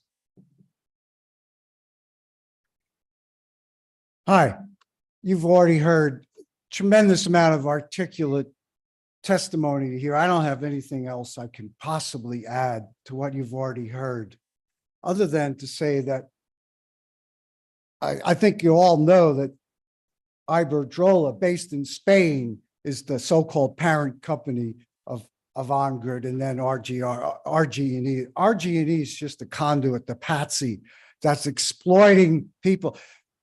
Iberdrola is based in Spain. They fly under the flag of Spain. They might as well be flying under the skull and crossbones like all the transnational corporations that have been raping and pillaging and plundering the people of the earth, the resources of the earth. This is nothing but a microcosm. What's happening here in Monroe County, what's happening where I used to live down in this mid-Hudson Valley, where it's New York State Gas and Electric that is now owned by Iberdrola through Avangrid. I'd say this, I heard the word extortion. People are literally being extorted. Pay the bill or your power gets shut off. Your grandmother freezes to death. Your children go without light and heat. To me, that sounds like a criminal operation. Sounds like extortion when the mafia, the organized crime syndicates send out the leg breakers. Well, here they're not sending out leg breakers. They're shutting your power off. To me, that sounds like a criminal operation, a criminal syndicate. I say build $1 million or whatever the study's going to cost, bill it to Iberdrola and save the freaking money. That's all I got.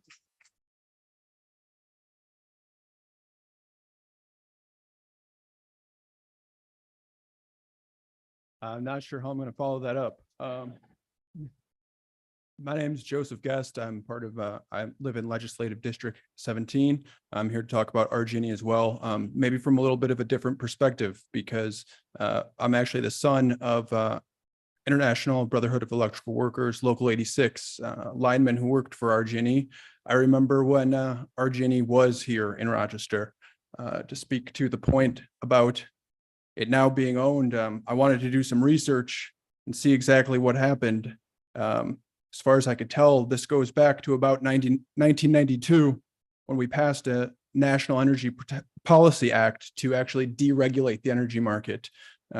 New York's legislature created the State Energy Planning Board and charged it with creating a state energy plan that was produced in 94. The fundamental purposes were stated as to promote economic growth by improving the economic competitiveness of business and industry in New York, to continue progress towards achievement of environmental goals in a cost-effective manner, to encourage expanded consumer choice and diversity in meeting energy service needs, and to ensure that consumers continue to have access to safe, reliable, and adequate energy supplies at reasonable cost. What has happened since then? In 1999, RG&E was acquired by a new holding group, RGS Energy Group Incorporated. 2001, there's an FTC filing for the Constellation Energy Group to acquire the RGS Group. That never happened because in 2002, Energy East merged with the RGS Energy Group for something of around $1.4 billion in cash and stock. In 2004, Constellation Energy Group came back and purchased the Gannett nuclear power plant from Energy East for $401 million plus $21.6 million for the fuel, and then sold it back to us for 10 years. 2008 is when Iberdrola purchased it. And just to summarize, thank you. If I can finish, in 2012, Iberdrola sold more of our energy grid, Energetics Inc. and NYSEG Solutions. They sold them to another multinational, Centrica, a UK parent company of British Gas. In 2015, Iberdrola merged with UIL Holdings Corporation to create Avangrid. They wanted to be listed on the stock exchange. Currently, Avangrid owns NYSEG, RG&E, Berkshire Gas in Western Massachusetts, Central Maine Power Company in Southern Maine, Maine Natural Gas, Connecticut National Gas, the Southern Connecticut Gas Company, the United Illuminating Company in Bridgeport, Connecticut. They have over 3 million customers. We're just a small bucket. To conclude, I think a study to interrogate the feasibility of converting RG&E to a publicly owned company is not only a good idea, but perhaps an increasingly prudent one. I think that we should use that plan to promote economic growth and competitive business in Monroe County, to continue to progress towards the achievement of environmental goals in a cost-effective manner, to encourage true consumer choice and diversity in meeting our energy needs, and of course, to ensure that our consumers here in Rochester and our county have equitable access to safe, reliable, and adequate energy supplies at a reasonable cost. Thank you.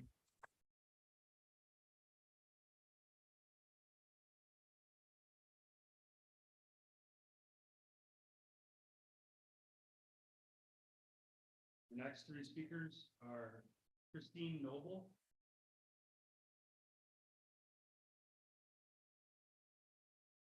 John Smeltz,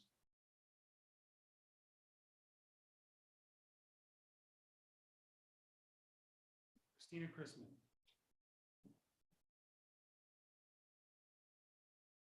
Hello, my name is Christine Noble. I'm a resident of the 14621 and a member volunteer at Metro Justice. And I'm here to give you two very simple reasons, and hopefully compelling reasons, to fund this feasibility study. I won't talk about how awful RG&E is. Others have and will speak more eloquently than I on that, nor will I talk about the ethics of having a socially mandated service be subject to the profit motive. We just don't have the time for that. I will talk about how it's just good economic sense. No profit motive means lower rates. Lower rates mean that the many family-owned businesses in our county can invest in capital improvements, maybe even give their employees raises. Lower rates mean residential ratepayers won't have to make tough choices about which bills to pay, and will have money to invest in their communities and to go to those family-owned businesses. Lower rates finally, and I believe housing is a human right, but it is also good for landlords as their residents, their tenants will no longer have to choose between paying their electric bill or paying rent. And finally, the second reason, and it's been mentioned that there are 3 public utilities in our county. All 3 of them are in solidly Republican communities. This is not just a bipartisan issue, it is a nonpartisan issue. So I'm asking you all to do the prudent thing and the ethically correct thing and fund this feasibility study. Thank you very much.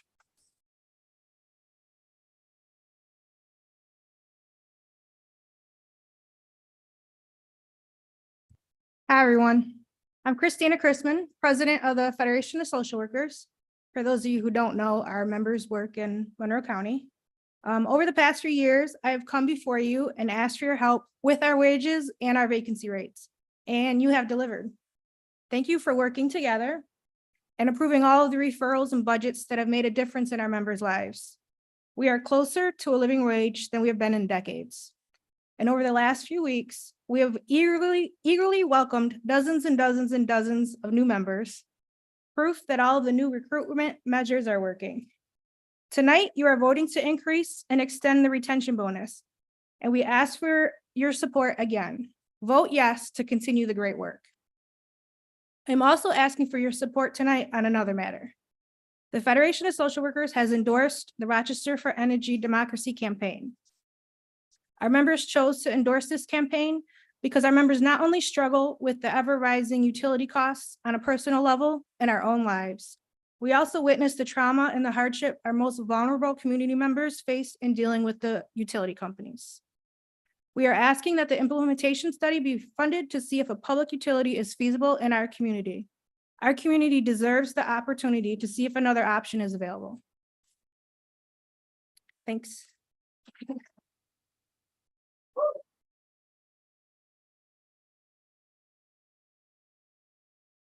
The next 3 speakers are Brian Vogel,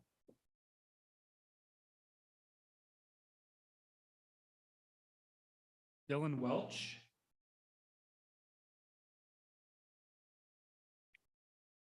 and Robert Picchiotti.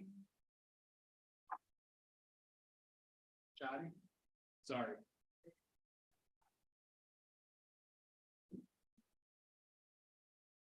Good evening, everyone. My name is Brian Vogel. I've been living in Monroe County for 20 years now. I also own a home in the AB Streets neighborhood, and I'm an avid cyclist. I used to cycle to work when I was not working remote, and I also cycle for fun, off-road and on-road. I'm excited about the county's active transportation plan. It gave me the opportunity to provide feedback on what I'd like to see, as well as other residents. And what I want to talk to you about tonight is safety. In 2015 or so, I was on my way to work and I was struck by a school bus while riding in a marked bicycle lane. And it's come to my attention that the county DOT has a no bike lanes policy. And I think that needs to change. Overall, Rochester and Monroe County residents are heavily dependent on vehicles, and marked bike lanes are the bare minimum that we can do. Traffic calming measures like to reduce the speed of traffic and make it safer for pedestrians and cyclists, as well as protected bike lanes, would go a long way to make people feel more comfortable to ride their bikes. And that's the one thing I hear from friends as to why they don't ride their bike to work or ride in the street is dangerous. Well, I know. I was hit by a school bus. And so for me, cycling is my preferred mode of transportation. If I can, I rode here today on my bicycle. So I like to take all short trips that are reasonable on my bike. And I think more people would choose this option as well if it were a little bit safer. Not only is it safer, it's more economical. And recently I just purchased a car, payments close to $1,000 a month. That's not affordable. And I work in tech, so for me, I can work remote, but that's not an option for most people. So I'm asking our county legislators to do more for cyclists and pedestrians and multimodal transportation. Thank you so much.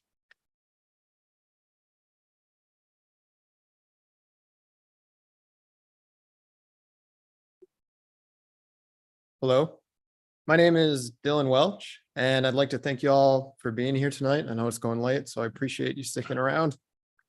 I live here in Rochester in the South Wedge neighborhood.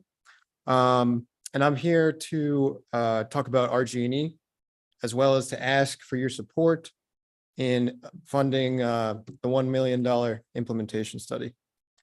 So I'm a teacher that works with adult learners at a local nonprofit community action group, Action for a Better Community. Our group, we work with folk whose income is at or below the 150% poverty line. And for my students in class, energy is a significant cost to them. It's a significant burden. And sometimes it's a joke. A lot of days I come in and students are joking about, oh, well, I got my DSS check. Well, I just pass it right on to RG&E. Goodbye. But it's also affecting people and the choices that they make. Just last month, I had a student. She had stopped coming to class. So I gave her a call like I do all my students. I say, hey, what's up? Why are you not here? She said, well, I'd love to be there, but I just can't swing this recent car repair. My RG&E bill this month, it was just a bit too high. And, with everything else that I, am paying, I couldn't afford it. So she was unable to continue coming to class. Luckily, she is back because next month they corrected everything, but still that lapse, it takes its toll. A month without classes, pretty rough. In a city as cold as Rochester, I think energy and a warm house is not a want, but a need. So what's the answer? I would say the answer is a public utility. And why is that? It's choice. Sorry. If I don't like going to Wegmans, I can choose to go to Tops. If I don't like my Samsung phone, I can choose to go to Apple. If I don't like RG&E, I can freeze. So once again, I'm asking to support the $1 million for an implementation study. And I'm asking you, please don't let the citizens in Monroe County freeze. Thank you for your time.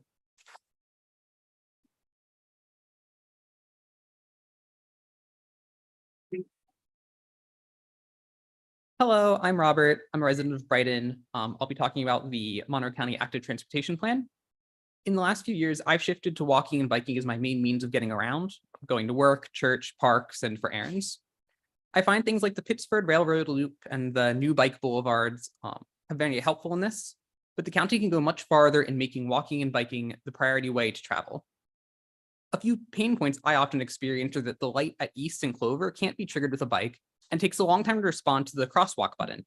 The 490-590 bridge gets snow plowed onto the sidewalk, making it impassable by foot. And the sidewalk on East suddenly ends near the Clover intersection. I highlight these because they are not hard problems. About 1,000 feet of sidewalk, changing the light timings, new sensors, and plowing would solve them. But these things aren't fixed. Walking and biking are an afterthought, not a priority. People in walkable neighborhoods weigh 5 to 10 pounds less on average, with high rates of childhood obesity. Why is it often dangerous just to walk to your local school? I know older folks on fixed income who struggle to afford a safe vehicle. Walking is free and public transport is very cheap. And yet it often feels unsafe and is impractical to do, especially for older folks. Helping old ladies cross dangerous roads isn't a trope for no reason. It's a common real issue. And who doesn't dread the day they have to tell a parent that they're too old to drive? How will they get anywhere?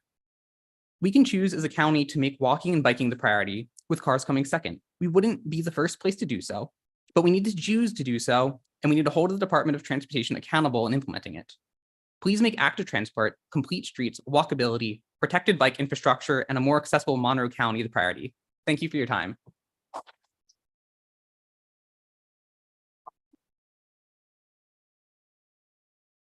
Our next three speakers are Clayton Lyons,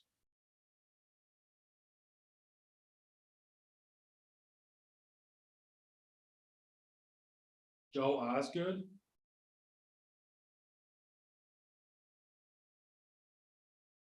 and Ava Comina.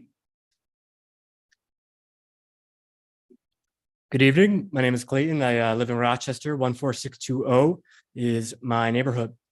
I am also here to talk about RG&E. The Red Campaign, Rochester for Energy Democracy, began in 2019. And in that time, we've done a lot of learning about our grid and have done a lot of talking to your constituents. And here are some lessons about your base. So for one, Red spans political lines. We include conservatives, progressives, and liberals. For two, Red spans location. We have folks in the county, the suburbs, as well as folks in the city. Red transcends demographics and identity. Red is motivated, and we will not stop until we get rid of RG&E. So you might be seeing us a lot more often if you do not heed your constituents, right? Why is that? That's because everyone needs power, and our power provider is inefficient, unresponsive, and predatory. I myself, when moving apartments in 2020, received a shutoff notice before I received a bill. This in spite of giving RG&E my bank account information for auto pay. And so the beat goes on. The Public Service Commission was just in Rochester last week hearing about concerns your constituents have about RG&E. And yet we cannot reason with RG&E. My day job is as a mediator. I reason with most folks I talk to. You can't talk to RG&E, no matter how many times they get fined, no matter how many times they get sanctioned, right? The only option forward is to do something about it. And we're starting pretty small. $1 million now can save the county a whole lot more in the future. Think of the investments you can make if you see that rate-paying structure go back into our infrastructure. Think of the satisfied constituents who might help you get reelected when they realized you were doing something for their bottom line. Again, we're going to keep up this fight. We are simply asking you to join. We will be doing this with or without the Monroe County Legislature, and we simply hope you'll join us. Thank you very much.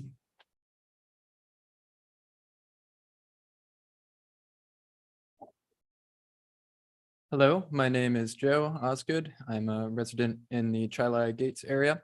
Over the past year, I've become an avid cyclist cycling to work. And I was excited to hear about the Monroe County Active Transportation Plan. I was especially excited to hear that it's at the county level because it's not enough to just have a walkable downtown area when that walkability and bike infrastructure ends when you head to the suburbs. The city has made progress in adding bike lanes, but many times there are still situations where they just turn into sharrows and cyclists need to share the lane with cars. The fact of the matter is that cars and cyclists don't like being on the road next to each other. The cyclists slow down the cars and the cars are a danger to cyclists. The solution is to have separated protected bike lanes that are separated by median and might have protective barriers.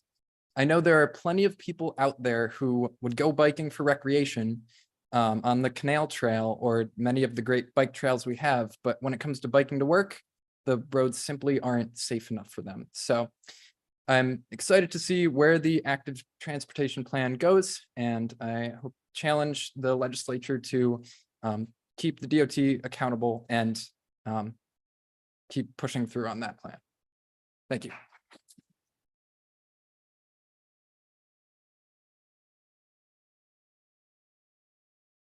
All right, cool.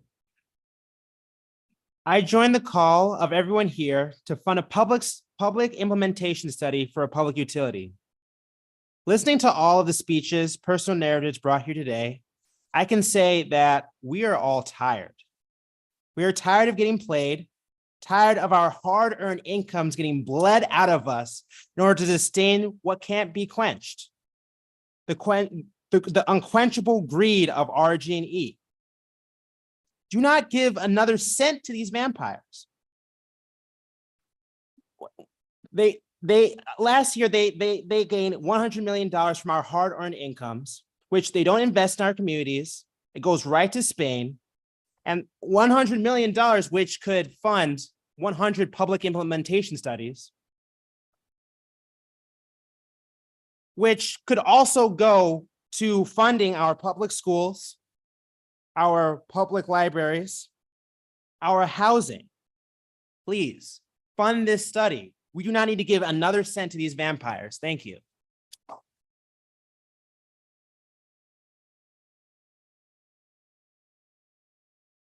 Our last public forum speaker is James Johnson. This concludes the public forum.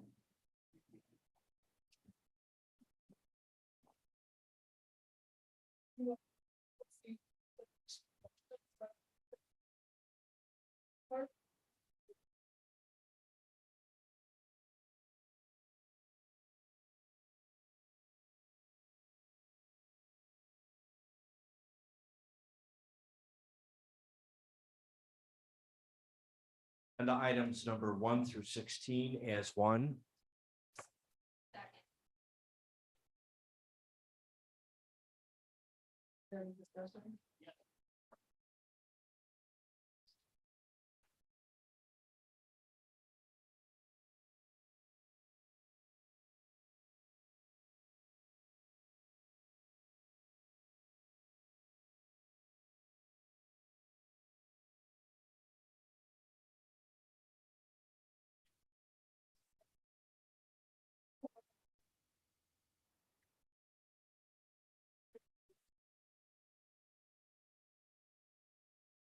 Mr. Clerk, can you read the next item on the agenda? Second. Item 17. Okay. Item number 17. Referral number 23-0024, amending and extending authorization of retention payments to full-time employees.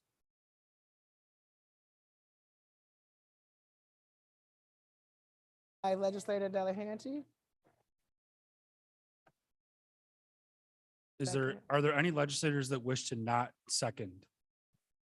Everybody wants to. That's good. Makes it easy. Is there any discussion? Go ahead, Legislator DeFlorio. Through the president to the administration, I want to start out by saying I am in complete support of this. I believe it's long overdue, but I do have a few concerns with regard to long-term solutions and questions, just in addition to what we're currently doing. I have been asked, and there may be some here that may be wondering, can the administration make salary adjustments outside of union contracts?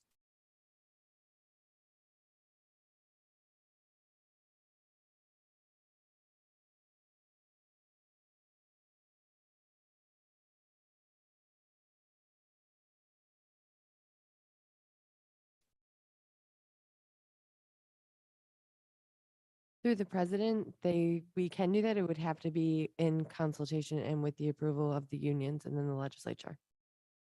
Thank you. So I guess the reason for my asking this is I'm wondering, although I'm sure retention bonuses are great, I'm wondering why it's February. We know that this has been a long-term problem, why we haven't been in any kind of discussion about long-term salary rate increases for these positions, which obviously would be better than just retention bonuses.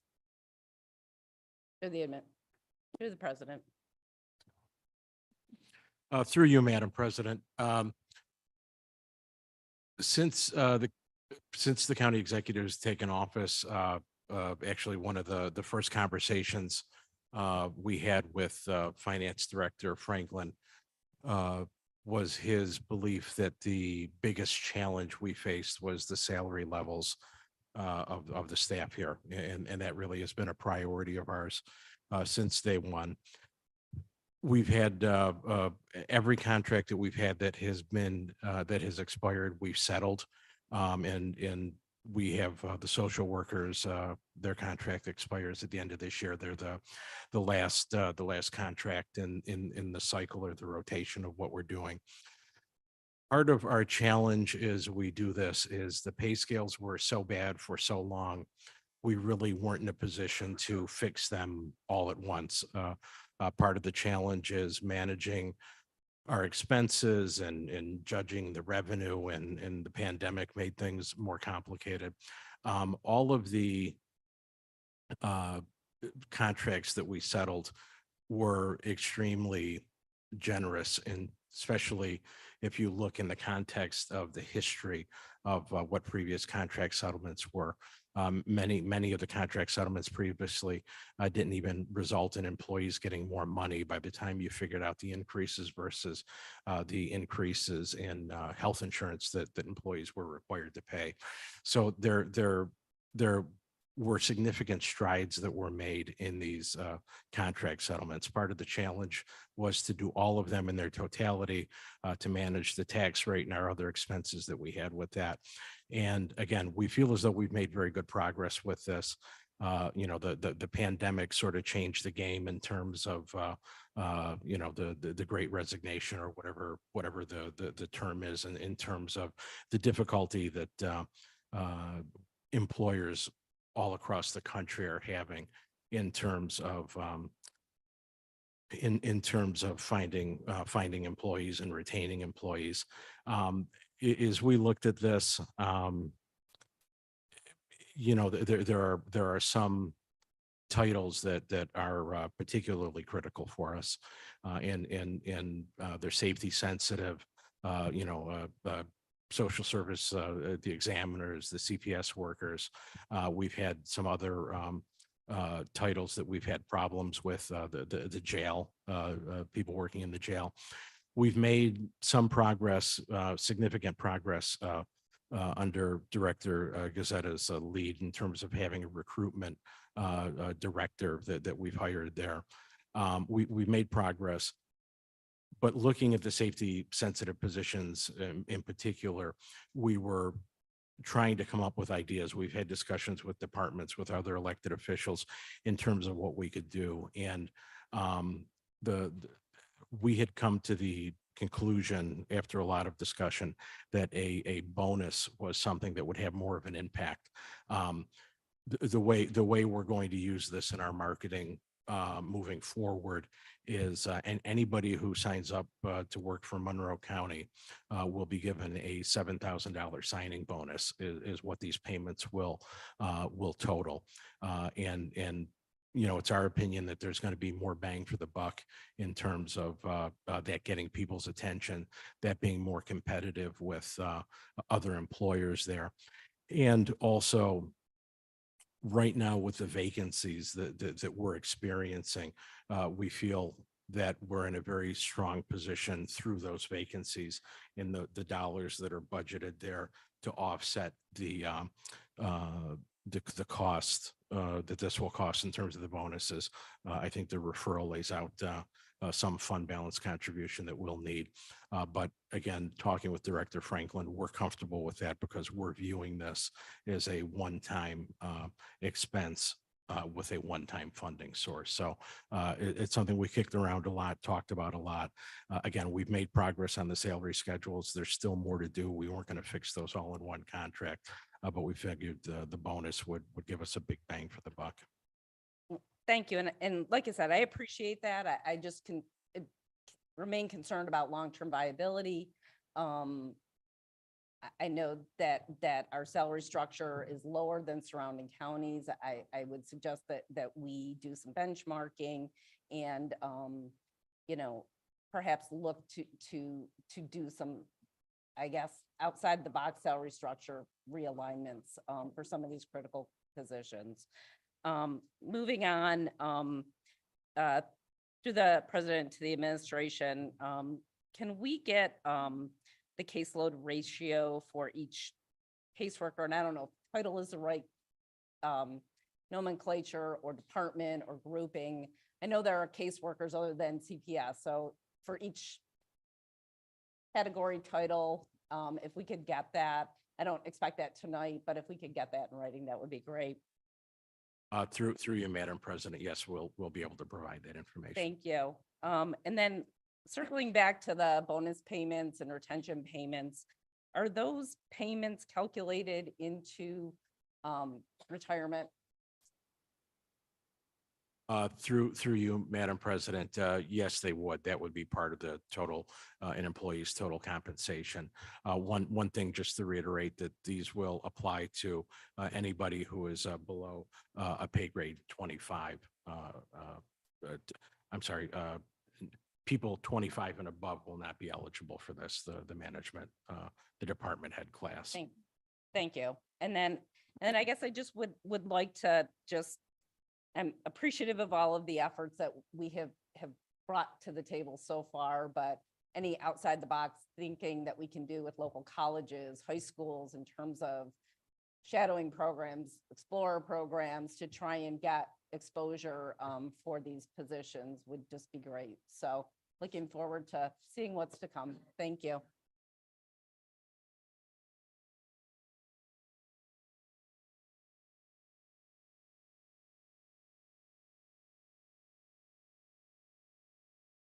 Thank you, Madam President. For you to the administration, I will have some questions, but first, like as Legislator DeFlorio said, I do support this. What I am very frustrated about is my inability to lack of information I've been able to receive. Evaluate details of what is behind this proposal. And let me explain. The county charter, section C, as in Charlie, 3-3.A, has a requirement that when the legislator, any legislator, group of legislators, the entire legislature makes a request to the administration, that that information be provided. 7 years, I've been part of this body. This is my 8th. We have asked every year during the budget time for certain information which hasn't been provided.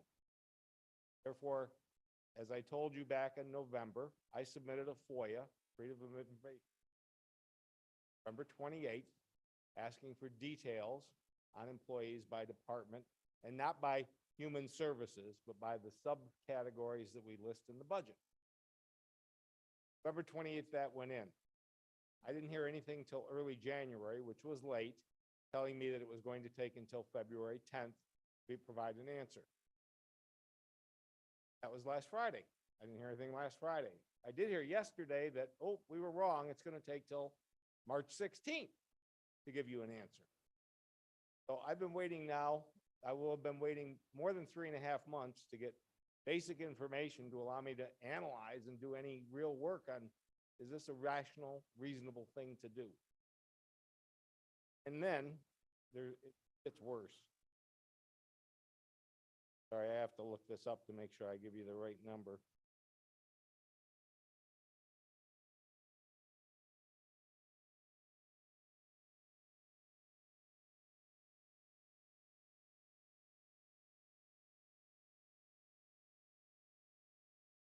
I find out that there's a thing called a New York State 45 report required to submit December 31st of 2022. When you did it, it's a state requirement. You guys are good at that stuff. It contains everything I've asked for. Yet, I mean, maybe not in the exact form I asked for it, but I've talked to a couple people who know what they're doing with this stuff. And they tell me that they're willing to give me the hour it will take to, if you can give me an electronic copy of that, to glean every bit of information that I've asked for in the FOIA back on November 28th. Bottom line is $8 million right? I don't know.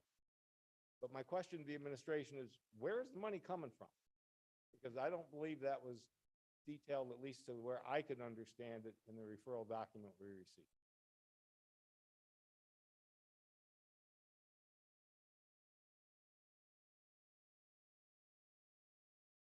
Madam President, the $8 million can be found in specific legislative action number 2. It's amending the operating budget to appropriate fund balance. Madam President, the administration, how is the fund balance growing to the point where it seems to be the answer?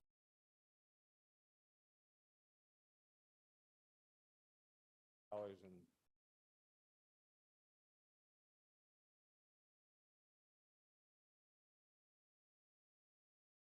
Madam President, our comprehensive annual financial report for calendar year 2021 describes the amount of unassigned and assigned fund balance that's available to the county for its future use. That particular financial statement did include $8 million of assigned fund balance for future wage increases. So that money is in the financial statements, Madam President. Last comment through you, Madam President, for the administration. I also discovered that there's something called the W-3 form that you have to provide to the federal government. Validates the W-2 information. Provide an electronic copy of the W-3. Hour we could have all the information.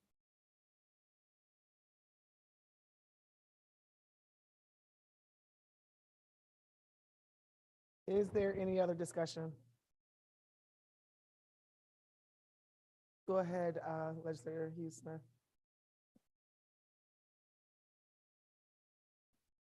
I just wanted to thank the administration for their leadership to ensure that we are retaining and improving staffing for the essential services here in the county. Thank you. Thank you. Legislator Del Vecchio Hoffman, did you have something to say? Go right ahead. I just want to thank the workers and the union folks who come to speak to the ledge and the administration that's made unprecedented investments in our county workforce. My district is directly affected by shortages in the county workforce, as well as I have constituents who are in the county workforce. I know we have a lot more work to do, but I'm so grateful for what has been done to get more money into the hands of our county workforce, retain our workers, and recruit more workers. So thanks, everybody. Thank you. Is there any other discussion? Seeing none, all in favor, say aye. Aye. Any opposed? Item carries. Next item.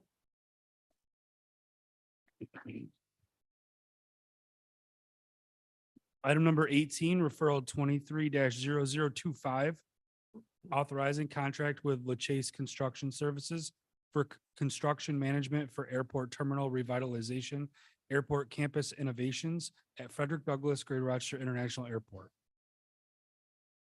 Moved by Legislator McCabe, seconded by Legislator Smith. Is there any discussion? Seeing none, all in favor, say aye. Aye. Any opposed? Item carries. Next item.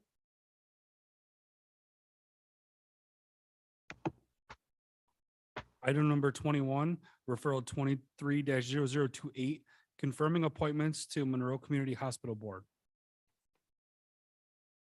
Moved by Legislator Keller, second by Legislator Smith. Is there any discussion? Seeing none, all in favor, say aye. Aye. Any opposed? Item carries. There being no unfinished business, Legislator Brew. It's adjourned until Tuesday, March 14th, 2023 at 6 p.m.